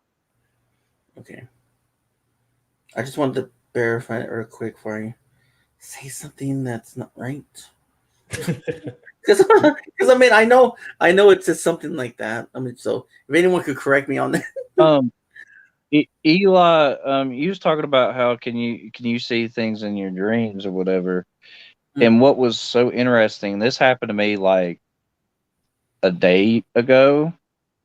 This is the most like I've never had this happen before. But my wife and her friend Jeffrey were in some place and they were just walking around. I was tired, so I just wanted to take a nap in the car. So as I was taking a nap in the car, it felt like somebody literally come through my car, like come into my car, was sitting right in the seat next to me in the front seat. And I swear to you, I could see the face of this person, and it was a woman. It was so weird because I could see every single detail. I saw her hair color. Her hair color was blonde. Her eyes though were wide open. I've never seen it before. She had older, like a little bit older skin. You know how it's kind of just you see the wrinkles. You know what I'm saying, on a little bit older skin. She had her hair pinned back, but it had like the curls kind of all the way around her head. And she was just staring at me. Like it was almost like she was surprised that I was sleeping or whatever. But it was in my dream, and I was just thought it was like I've never had that happen before. It was so weird to me. Wow. I mean, dreams. I don't know. Sorry. No, like I was just going to say, like it. I didn't know what to make of that. If that makes sense, like it almost kind of freaked me out. Yeah, that would freak me out too. I mean, many dreams can mean different things. Many dreams can mean different things, but I think it's probably people always say it's in the back of your mind and whatever. It's not in the back of your mind. I mean, something's trying to reach out to you and tell you, "Hey, be careful with this," or be careful with things you do in your life. Right. Real quick before we get into, I'm sorry, funnel ghosts. Funnel ghosts are typically spotted in old buildings or historical places. Many times, funnel ghosts show up in photographs and will leave a person feeling unsettled and seeing the unknown phantom captured in a photograph.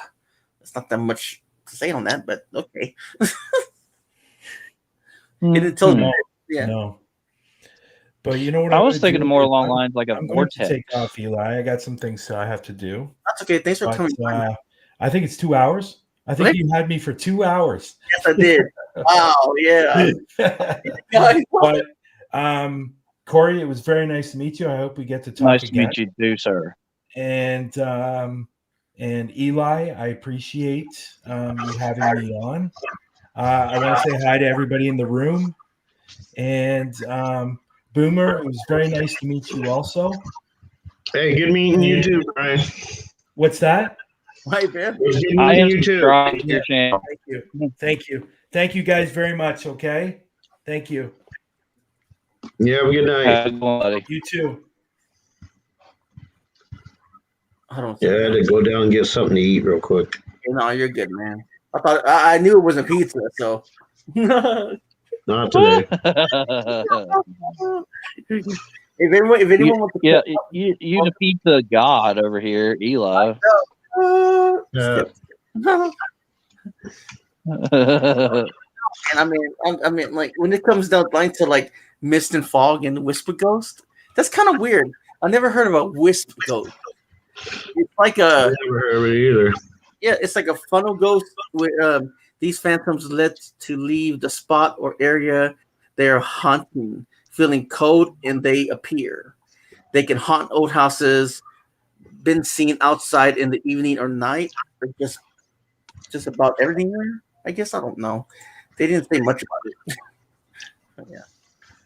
I was thinking along the lines primarily with human spirits. So, I'm sorry. Sorry, Corey. No, I didn't want to interrupt anybody else either. I was thinking more along the lines of like a vortex. He's talking about the sport, the funnel ghost. It could be a vortex.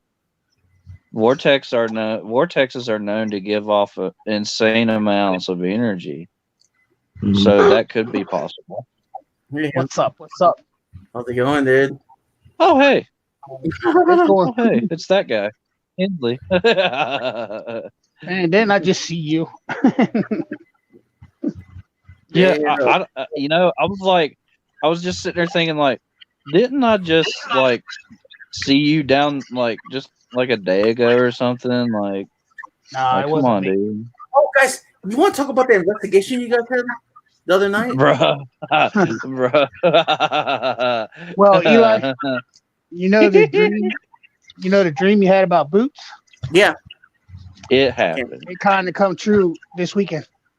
Wow. I was going to ask you about that, hence I was going to text you about what was going on. I told you, man, I have these feelings of, I just know. Yeah, he Saturday night he got scratched 4 times, Wow. and then he had a 5-year-old little boy take over his body. Wow. No, like, yeah, that's legit. If I saw it with my own eyes. Oh, I got it on video. Yeah, we got it all on. We got every single second of that on video. How did that work with the kid? I mean, like, did he sound like the kid or what? Like, Yeah, I got to go see it. Is it out right now? Or is it? No, is that part up yet or no? no, that's going to be my next week's video. Haha. Okay.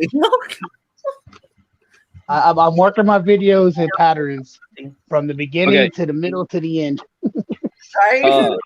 The wife said she caught an EVP and where she left it up in the ballroom, up in the opera house. Yeah, she said she caught an EVP that said, "I didn't make it," like as in a question. Whoa. Clear Class A EVP.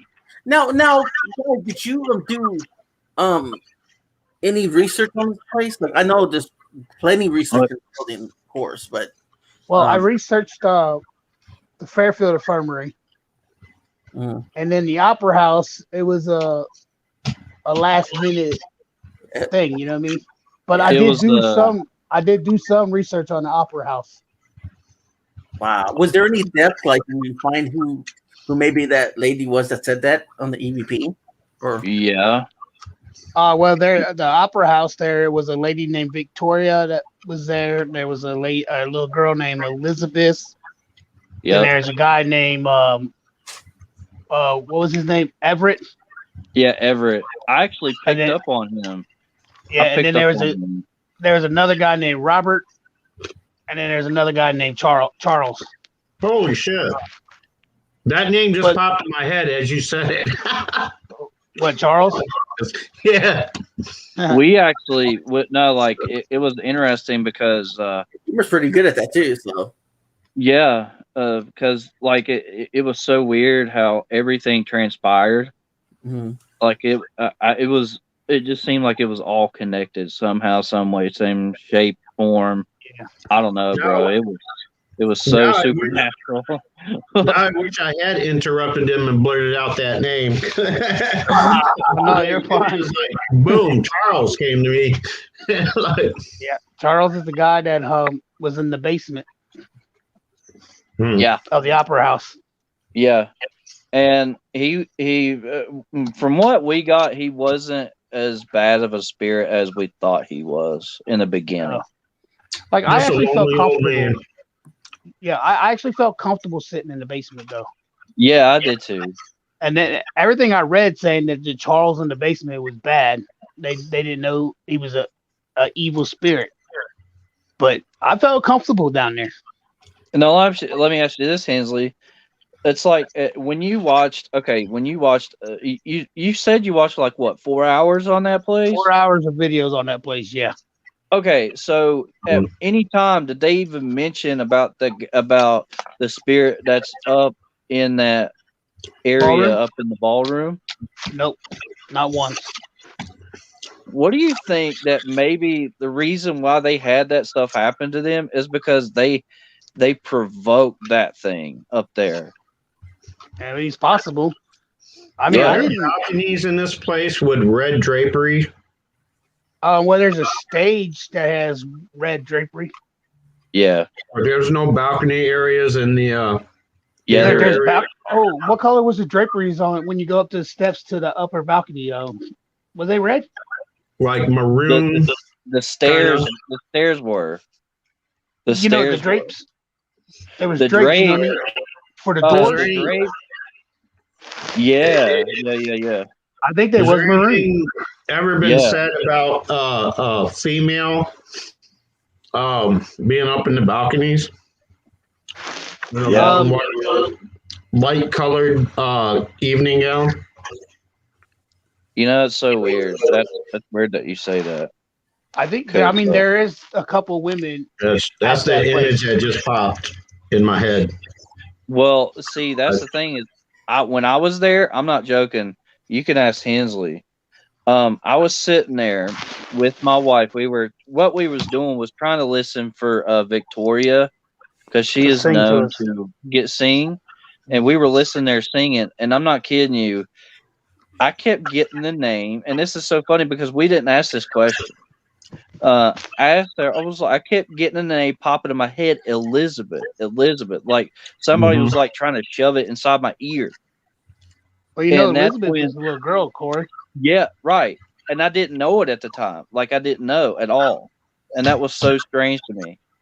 But you know, he's talking about the light colored dress. Is I had like a, I don't know, like a vision pop up in my head of a woman up on the stage in like a silver or gray light colored Right. dress singing. Mm-hmm. Yeah, Might have been Victoria. could have been, but I know I picked up on Everett though. I can tell you that for sure because I described. Yeah, I just out of nowhere got this image of a woman standing there with her hands in front of her, left over right, kind of in front of her, standing there, watching over the balcony, and she's wearing this long, very light colored, could be white, could be light yellow, but it's an evening gown.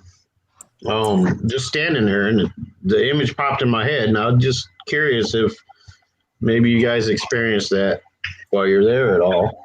well, we had we were actually down in the basement. And we did hear some laughs up on the stage because where we were actually sitting directly below the stage. Yeah, and we did have people sitting up in the upper stairs, Upper deck. seating area. Yeah, in the balcony, Mhm. and they had a REM pod, and the REM pod kept going off. They had a door that would open and slammed on them Mhm. up in the balcony area. Yeah. We got that on video. Yeah, Are there doors within the building, in the halls or whatever? They kind of look like they're like they have like leather paneling, like they look like leather. What's the word? But with a small round window in them. Like, is that the type of doors they had like in the halls at all there? Because that's what I see. Like, I don't recall seeing anything like that. they're leather clad and small windows, and they look dark maroon. like at a restaurant. Yeah, kind of. Yeah, like in a restaurant. I don't remember seeing any, but No. there's actually no telling that it could have been there before. You know, it could have been there. Has the before. place been remodeled quite a bit over the years? Little bits and pieces. It looked like Okay. they haven't done pretty much anything at all to it except like maybe replace a couple of doors here and there or something. So that's like I said, it very well could have been there. Yeah, it might have been. I mean, the image I'm getting, I'm looking down a very long corridor, and at the end of the corridor is one of those doors, and that's all I can see.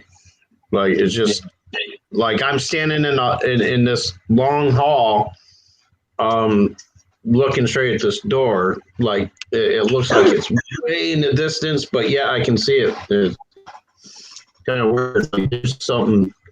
It's almost like there's something significant about that door or something. So I didn't know if it had anything to do with this place you guys are discussing, or if I'm getting something else from somewhere for something else, or whatever. Yeah, I don't think there really wasn't no really long hallways here Okay. at the Opera House. I mean, you might be Right. getting the Fairfield Infirmary. There were long hallways at the Fairfield Infirmary. Yeah, I mean, the Very Infirmary good. has some really long hallways. Right. Yeah. Is that within area of the place? Like, are they in the same area? No, but I do. Okay. And you honestly, this is see, the history of that place is that there were several other buildings that were connected to the Opera House that was there underground. Okay. So Mhm. that's a very real possibility. I mean, of seeing the whole something the whole like that. corner the Opera House is on burnt down, Yeah, right. and then Okay. they really rebuilt everything on top of the old foundation that was there. So pretty much everything there has been rebuilt. Right. So I right. mean, it could Okay, be so this, yeah, could be remnants of the the old original place. Okay. Yeah. I mean, it's a beautiful place. Yes, it is. It was gorgeous. Are there marble pillars there? Did that place have marble pillars? It did have pillars, but I don't know if they were marble. It was marble. Yes. White marble. They were? Oh, okay, cool. They was like a goldish color though. Yeah.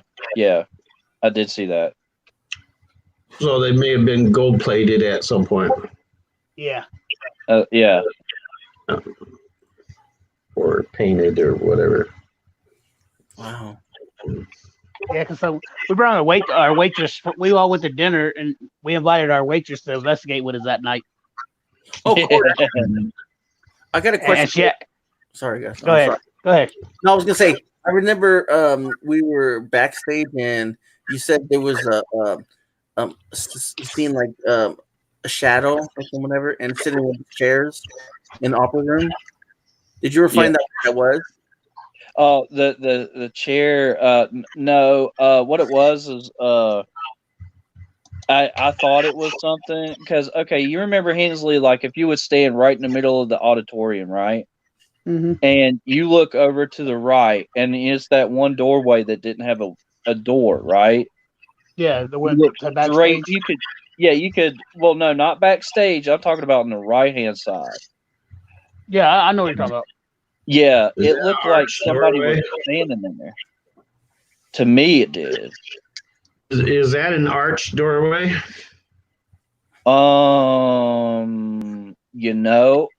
I think it may have been. The images. Was it a male image, well dressed, about 5'8", 5'9"? Mid-30s, maybe mid-30s, early 40s. That's strange how you picked that up because top hat under his arm. I don't remember seeing. I've seen an image of somebody standing there. It looks like a top hat under his left arm, well dressed. Well, see, when I was sitting there, I had a picture, kind of like he was saying. You remember that? I was telling you about that woman singing up on the stage. Well, the one same image, I pictured a man that was in a 20 to 30s era suit, really well dressed.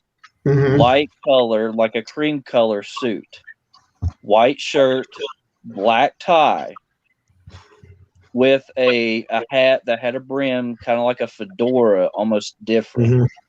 Mm-hmm. Mm-hmm. Walking down the auditorium from the entrance down in the aisles, sitting down, and lighting a cigarette, watching that woman sing. And when I told that to the woman that does the paranormal things there, she said that I picked up on Everett. Who was the usher there? Who was the usher? Yeah.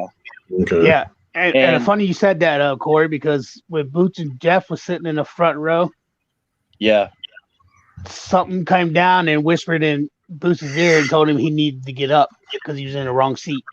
Bro, I watched that happen. It was so weird because Jeffrey was slapping at his ear, yeah, and then Boots just like whoa, like freaked out and jumped and then they both jumped up and went up and sat up there by y'all. Yep. Yeah, I remember that. Yeah, and it was because he didn't like he was a very strict guy that had a lot of strict rules, if that makes sense. If he didn't think that was your correct seat, he would tell you to move. He took his job quite seriously, huh? Yeah, for real. And he told both Boots and them to get up and move because they're in the wrong seats. Yeah. See, that's the thing about that era. Unlike today and the youth today, it didn't matter what job, what profession you held. You had great pride in anything you did, no matter what it was. You know, and that's what I admire about that era, that time. Like, I mean, you could be the guy shoveling shit in the stalls, and you took great pride in that. Made sure things were right. Today, you can get a kid to shovel shit if you paid him $1 million. You know, it's like, that's true. I mean, that's true. Yeah. Honestly, but Eli, we got a lot of interesting things happen this weekend. Yeah, I know. I heard. It changed my life. It went from Boots getting possessed by a 5-year-old boy, we having the boy cross over to the light and leave the place. Nice. From banging and dragging stuff above us. As soon as we crossed the little boy over, we got 2 big bangs and something drug upstairs right above us. I have a question for both of you. And then we went up there. Just real quick, I don't mean to interrupt, but while it's on my mind, I have a question for either of you. Did either of you ever, did you start out as a skeptic and have to, did you have to work at becoming, a believer? Or did you pretty much... When I first started, I was a skeptic, but I've had stuff happen to me. You know what I mean? Like when I was 13, I had dryer door fly open and close, shoot straight across my floor, like across the room. I went to a cemetery with a buddy, and we was leaving, and we seen a man with a Doberman pincher standing at the back gate. We turned around for a second, and they was both gone. Like they couldn't have got away that fast. Right. But before, I was a big skeptic. I didn't believe in it. But I've been doing it for about 11 years now, so. Well, there you go. I've always believed in spirits, but at the same time, I've never really had anything happen to me in the beginning. Yeah. Well, that was going to be the second part of my question. In the event that you did start out as a skeptic, what kind of changed your mind about it? And as he already said, his experience, but yeah, that's cool. Mine for me was when, I don't know, I could just start what changed my mind. I think what really got me hooked, really hooked, was Lake Shawnee. Oh, yeah. What happened to me at Lake Shawnee? And you could ask Kinsley, he was there. Did you want to tell us about it for everybody? Yeah. For anybody that don't know yet, me and Hensley, we first met at Lake Shawnee. When I was there, I actually had been attacked. My first ever paranormal investigation, my first ever collaboration, my first ever attachment, and my first ever touch from a spirit, all in the same night. And that really, really changed everything for me. It kind of sounds like what happened to me the first time I went out and did any kind of an investigation. It's like it all kind of just like boom, all one time. Like, well, like it to me, what was so weird was the feeling of that little girl's hand on my arm and how it stung.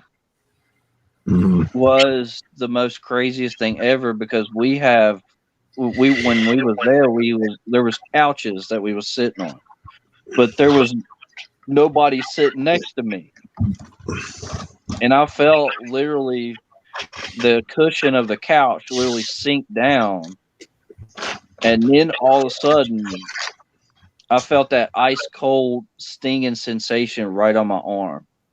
Wow. Like it wasn't in any way harmful at all, because it was a little girl, I could tell. But at the same time, that's when it was like, holy crap! Like I didn't know what to do. Yeah. I didn't know what to say. That's just one of the effects of when they're trying to manifest. That's why the air gets chilly like that, and they seem cold when they're manifesting, is because they have to. What they're doing is manipulating the air molecules in the air so that they could manifest it in their physical form.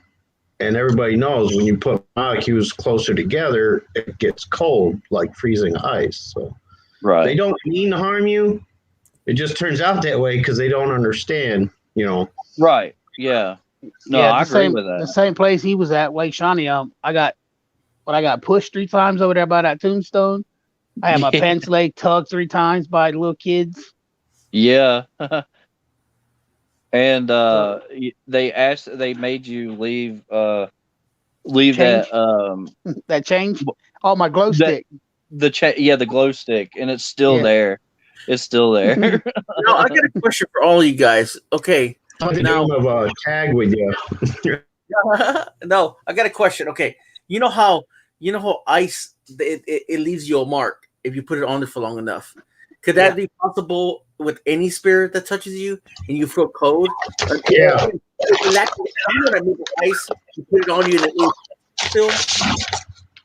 Right. It's the same effect. I mean, you take an ice cube and you set it in your hand long enough, it's going to feel like it's burning from the extensive cold, and that's what happens when spirits manifest. Yeah. True. Yeah, I mean, it can leave marks. Like you could get handprints on you from the coldness of the spirit, like their finger marks and everything. Wow. Yeah. I mean, there are ways. I mean, older spirits. Now, when I say older, I'm not talking linear age, but older spirits who have developed certain skills and stuff, they've adapted to their situation.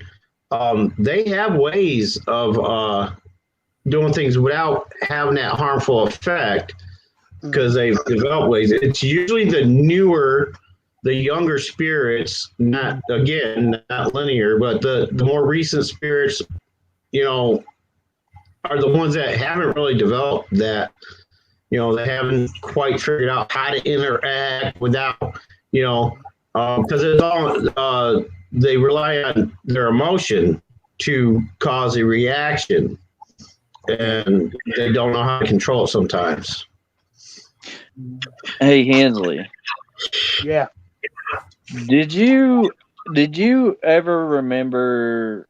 Did she talk about on the tour? Did she ever talk about like any rituals being done there at the Opera House?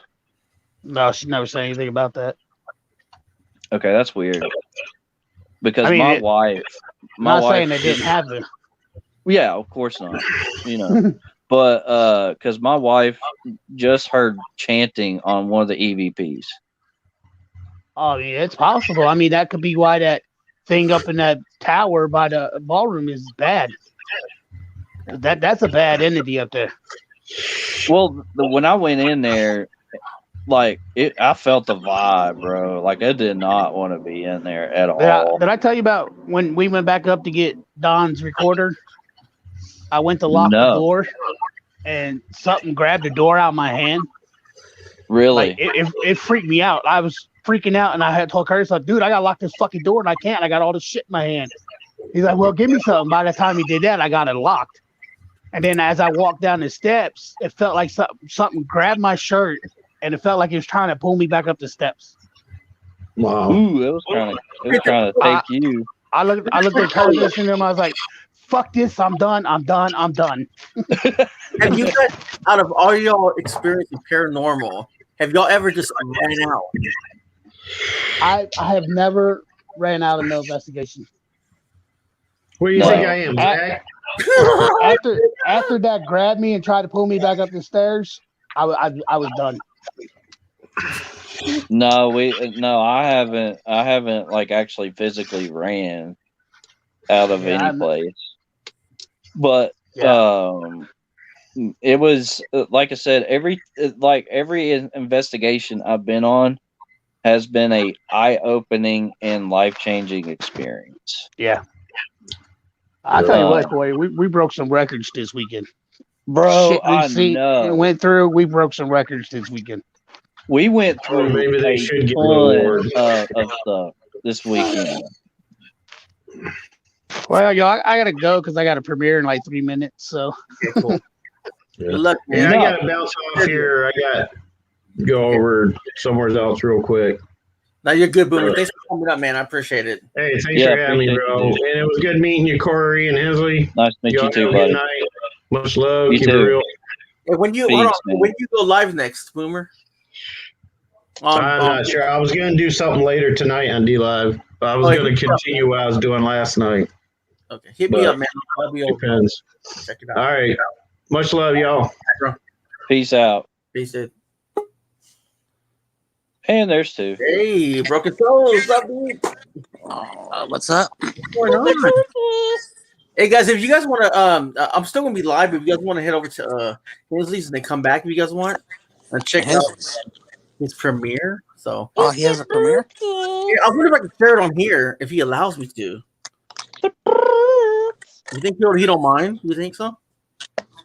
I don't know. I don't think he would mind, no. Okay, cool. I just don't want to be marked. It would be cool if like we could just all watch the premiere. Yeah, we're gonna do that right now. Let's watch the premiere on Hold on a second. Fine then. Just leave. Okay, no. Here we go. Let's see his premiere. Yeah, that's one of the pictures I took, I think. No, it ain't one of the pictures I took. Boots just left, like, whatever. You'll come back.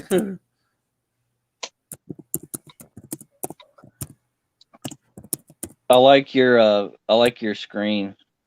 Thanks, dude. I appreciate It's it. pretty. It's very pretty.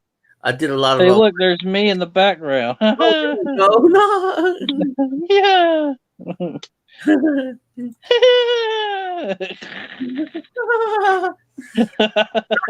sound like the thingy. No. It's the bread boy. What's it called? Shoot. The cookie boy. Oh, what do you call it? The Pillsbury Doughboy. No, not him. No. Oh, what is it? It's Gingerbread Man. There you go. Oh, okay. Oh yeah. off of Shrek. Yeah, off of Shrek. Yeah. Or you remember Gumby? Oh, Gumby, yeah. Yeah. I think that's one thing they need to bring. I don't know. Some people are weird like that. I don't know. Yeah. Starting now. Almost. It's it's gonna premiere shortly, guys. Just hang in there, and yeah. How many people we gonna much at? They A all left. lot. Okay.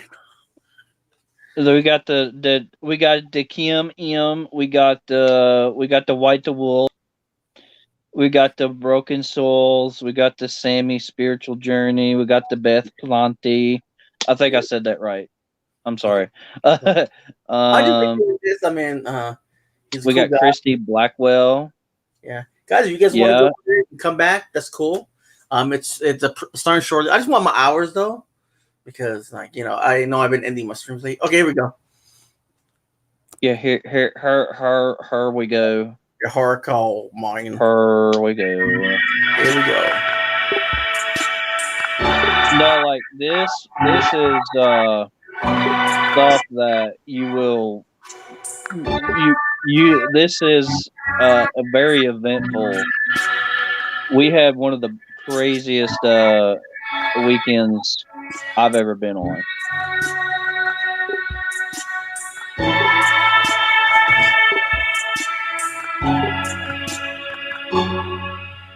Well, I try, Beth. I'm sorry. I didn't mean to mess it up for you. Check.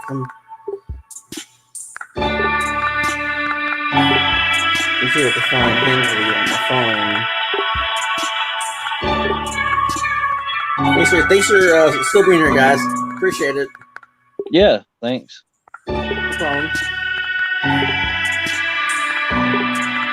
It just popped up in my feed, my news feed on my phone. Yeah, I'm going Now right now. live Hensley Paranormal premiere. Watch it in 5 minutes.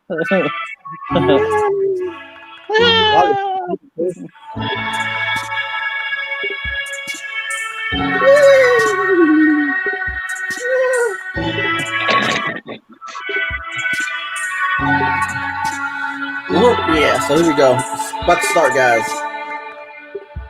Woo yay! Woo yeah! Yay! Hold on a second. Let me. Oh, I'm telling. Here you go. What the heck is that? Okay.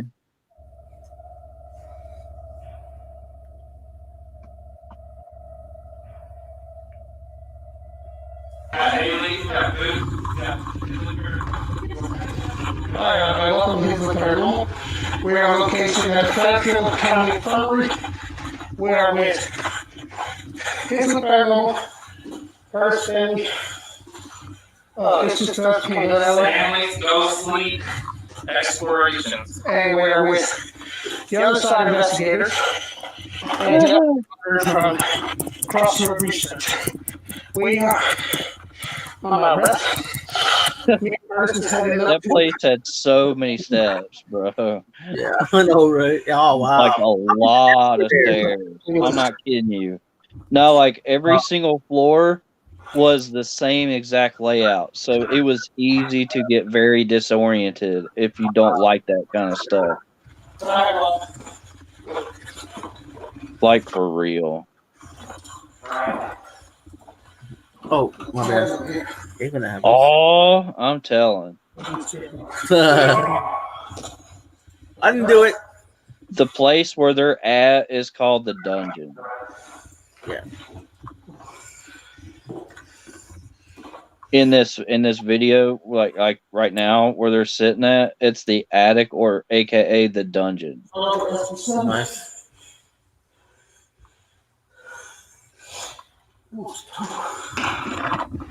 Whoa, I heard that. Whoa. Yep. Yeah. You alright with it?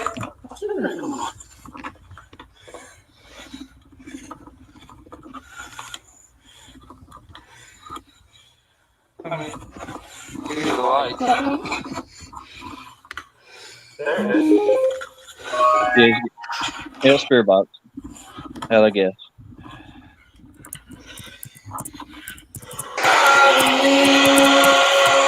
Dude, we don't want to be 105. I should have been there.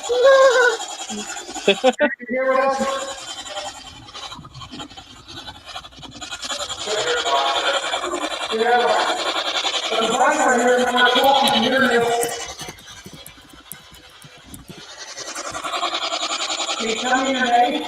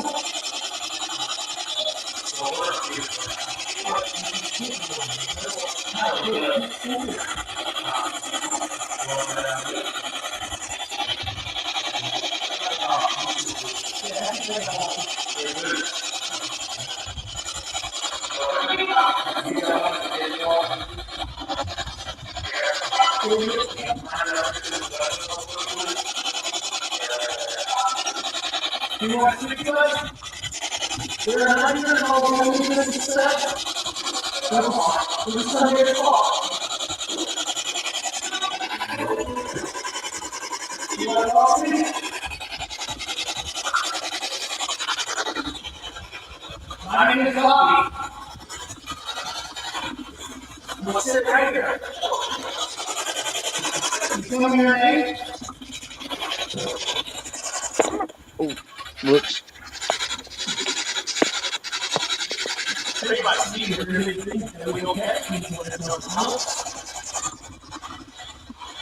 My name is Barbie.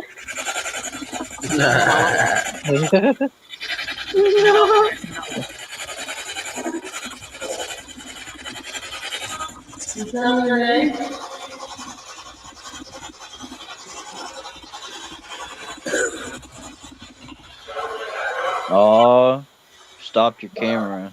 I'm telling. I gotta use the bathroom. I'll be back. Ew. Yes, we'll drain the lizard.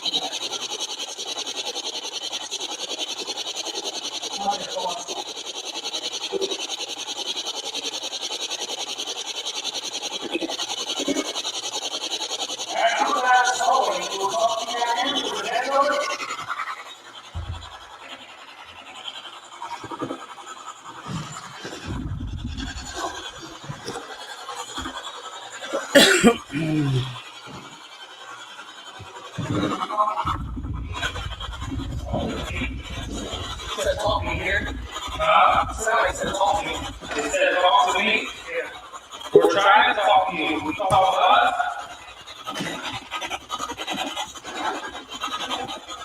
What's up, Jax?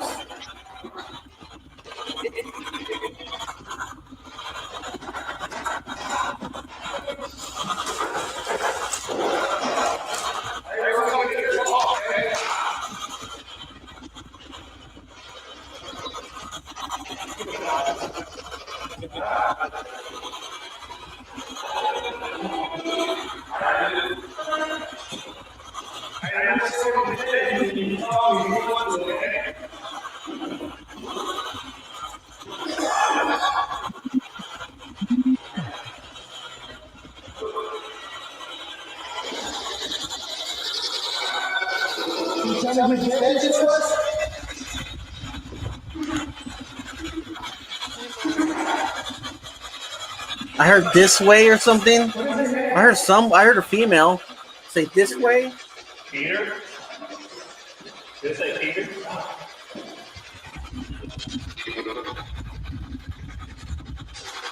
Hey, Boots, you said?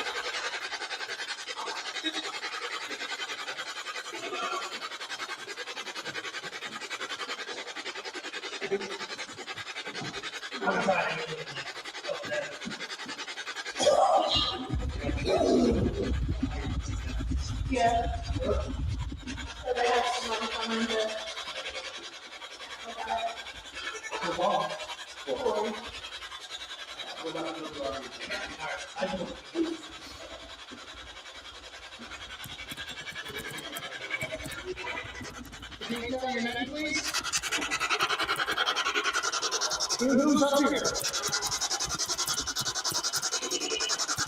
Me? What is your name?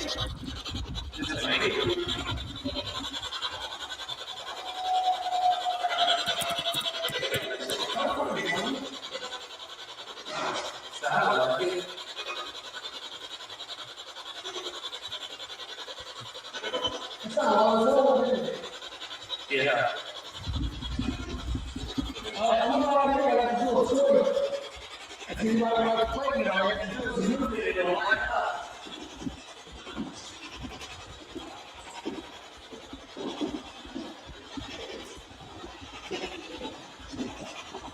I know you get the mics on if you want to talk to us.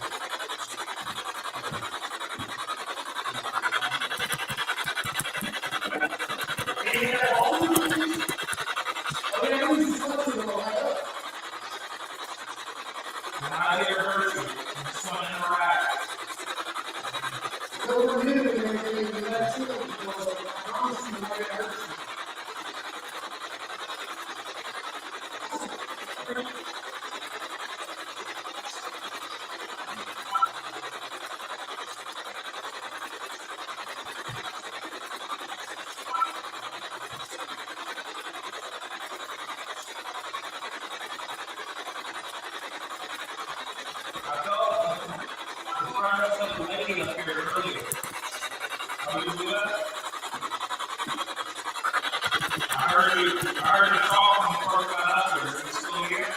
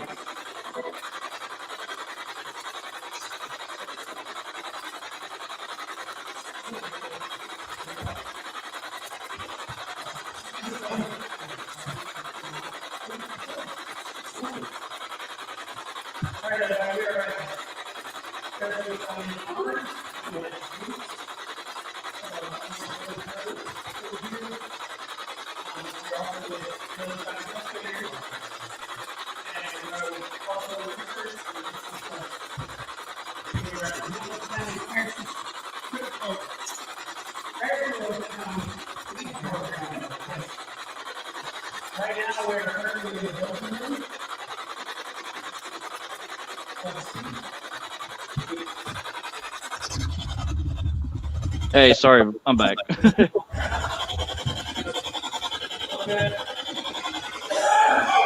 you you still there, Eli? Yeah, I'm here. Okay, sorry about that. I don't want. I show some of it, so I don't want to get copyrighted or anything. So, we're back. Wow, what's wrong? What happened? I just didn't want to be copyrighted, you know. So. Oh, okay. Yeah, so I show most of it. Hey, you know what? Stuff happens. Yeah, it does happen. Yeah, I mean, it was almost done. I think, was it? Oh, I don't know. I haven't even. I've been in there trying to make coffee because I got to go to work tonight. So Good man, dude. You know, oh man, I'm about to end this in like 11 minutes anyway. So, all right, that's cool, man. I'm gonna hop off here and start getting ready for work. So we'll catch you on the flip side, bro. Hey, thanks, man. I appreciate it. Thanks for coming by, supporting me. Yep, no problem at all, dude. And thanks to everybody in the chat. We'll see you. Peace. Well, guys, we have 10 minutes to go, and so what are you guys' plans for the weekend or this weekday? Whether to say that, you know, I know it's cold, man, you know, and I'm tired of this coronavirus stuff. Yeah, seeing how you guys were doing. Like I was saying, it was a good interview, good live stream, and yeah, so everybody's out there, 5 people. Hi guys, how you guys doing? I got another amazing person I'm going to interview. I think it's Saturday. It's Saturday. So I mean, hope you guys are here. It'd be cool. You know, I know everybody got a busy life, and thanks. I appreciate everybody coming and sticking around. Beth, you're cool, man. Appreciate it. Whoever's here, hi everybody. You know, so just gonna hang out for 9 more minutes and end it. You know, so um, yeah, be a busy day for me tomorrow. I gotta go pay some bills and stuff like that. So um, yeah, man. I don't know what. So I think my interviews are going good. You know, I got a lot more people that I'll be interviewing during this month and next month, and I can't wait. I'm excited. You know, and I think yeah, I think I see who do I interview next. Give me a second. I interview the South Cax next. That's gonna be exciting. Hope you guys come. So yeah. Bet's Pillsbury Doughboy. I was like, I couldn't even spell Pillsbury. I would be like, how do you spell that again? Yeah. So yeah. Yeah, I'm still going through my journey to get myself back up and everything. So man, like, but you know, thanks to you guys for supporting me and stuff like that and keeping me positive. You know, I appreciate it. No, and what, like I was saying, what made me interested in this in being paranormal, like talking about it, because I'm interested in the unknown of everything, and that's why I interview paranormal investigators, and to see, you know, what are their experiences, you know, and equipment they use. That's why I do it. Um, and maybe one day I get to investigate. Who knows? We'll see how that rolls. So, any questions, guys, out there? Like, I mean, I know we got 8 people watching right now. Whoever came in, I'm gonna just be here for 8 minutes, have a chit chat with you guys. You know, you guys have any questions? Like, I'll let you guys know. So, you can write them in the comment section. You know, it's been a long time since I, you know, actually just, you know, sat here and talked. Well, I know I talked to you guys, you know, like, I mean, I'm sorry I didn't read all your comments out because I was, you know, doing an interview and stuff like that. So I'm sorry about that. Hey, White Wolf, thanks for being here, man. I appreciate it. I know phone service hasn't been good for anybody lately, you know, even the internet problems too. That's what sucks. But yeah, man, I appreciate it for y'all being here and stuff like that. So yeah. I just want to drag it all the way till 3 hours. So so White Wolf, what are you doing this week? Did I did get the information on Wendigo, and I'll send it to your phone. Okay, so send it to my Twitter instead, Connor, please. That's interesting. See, with the Wendigo, I really don't even know. You know, I heard about it, but not really like research it or anything. So yeah. So yeah. But guys, no, really, guys. Like, I mean, I like being in the paranormal. I like, you know, chilling out with the paranormal girls. Say, hey, what's up? You know, how do y'all do this? How do you use that equipment? I mean, I think that's gonna probably be my next, you know, when I interview somebody. How do you use an equipment? You know, because I never actually used a meter or anything, or I mean, it's brand new for me. So yeah, I can't wait for that one. I mean, everybody's gonna be like, "Oh, a meter," you know, but I really don't know how to, like a REM pod and stuff like that. Like, you put it in the middle of the floor and stuff like that, and it's like it goes off. Because I've seen it in like TV shows, you know. Hold on, give me a second. I don't know if Connor sent me that yet or not. Let me me see. Okay, where's he at?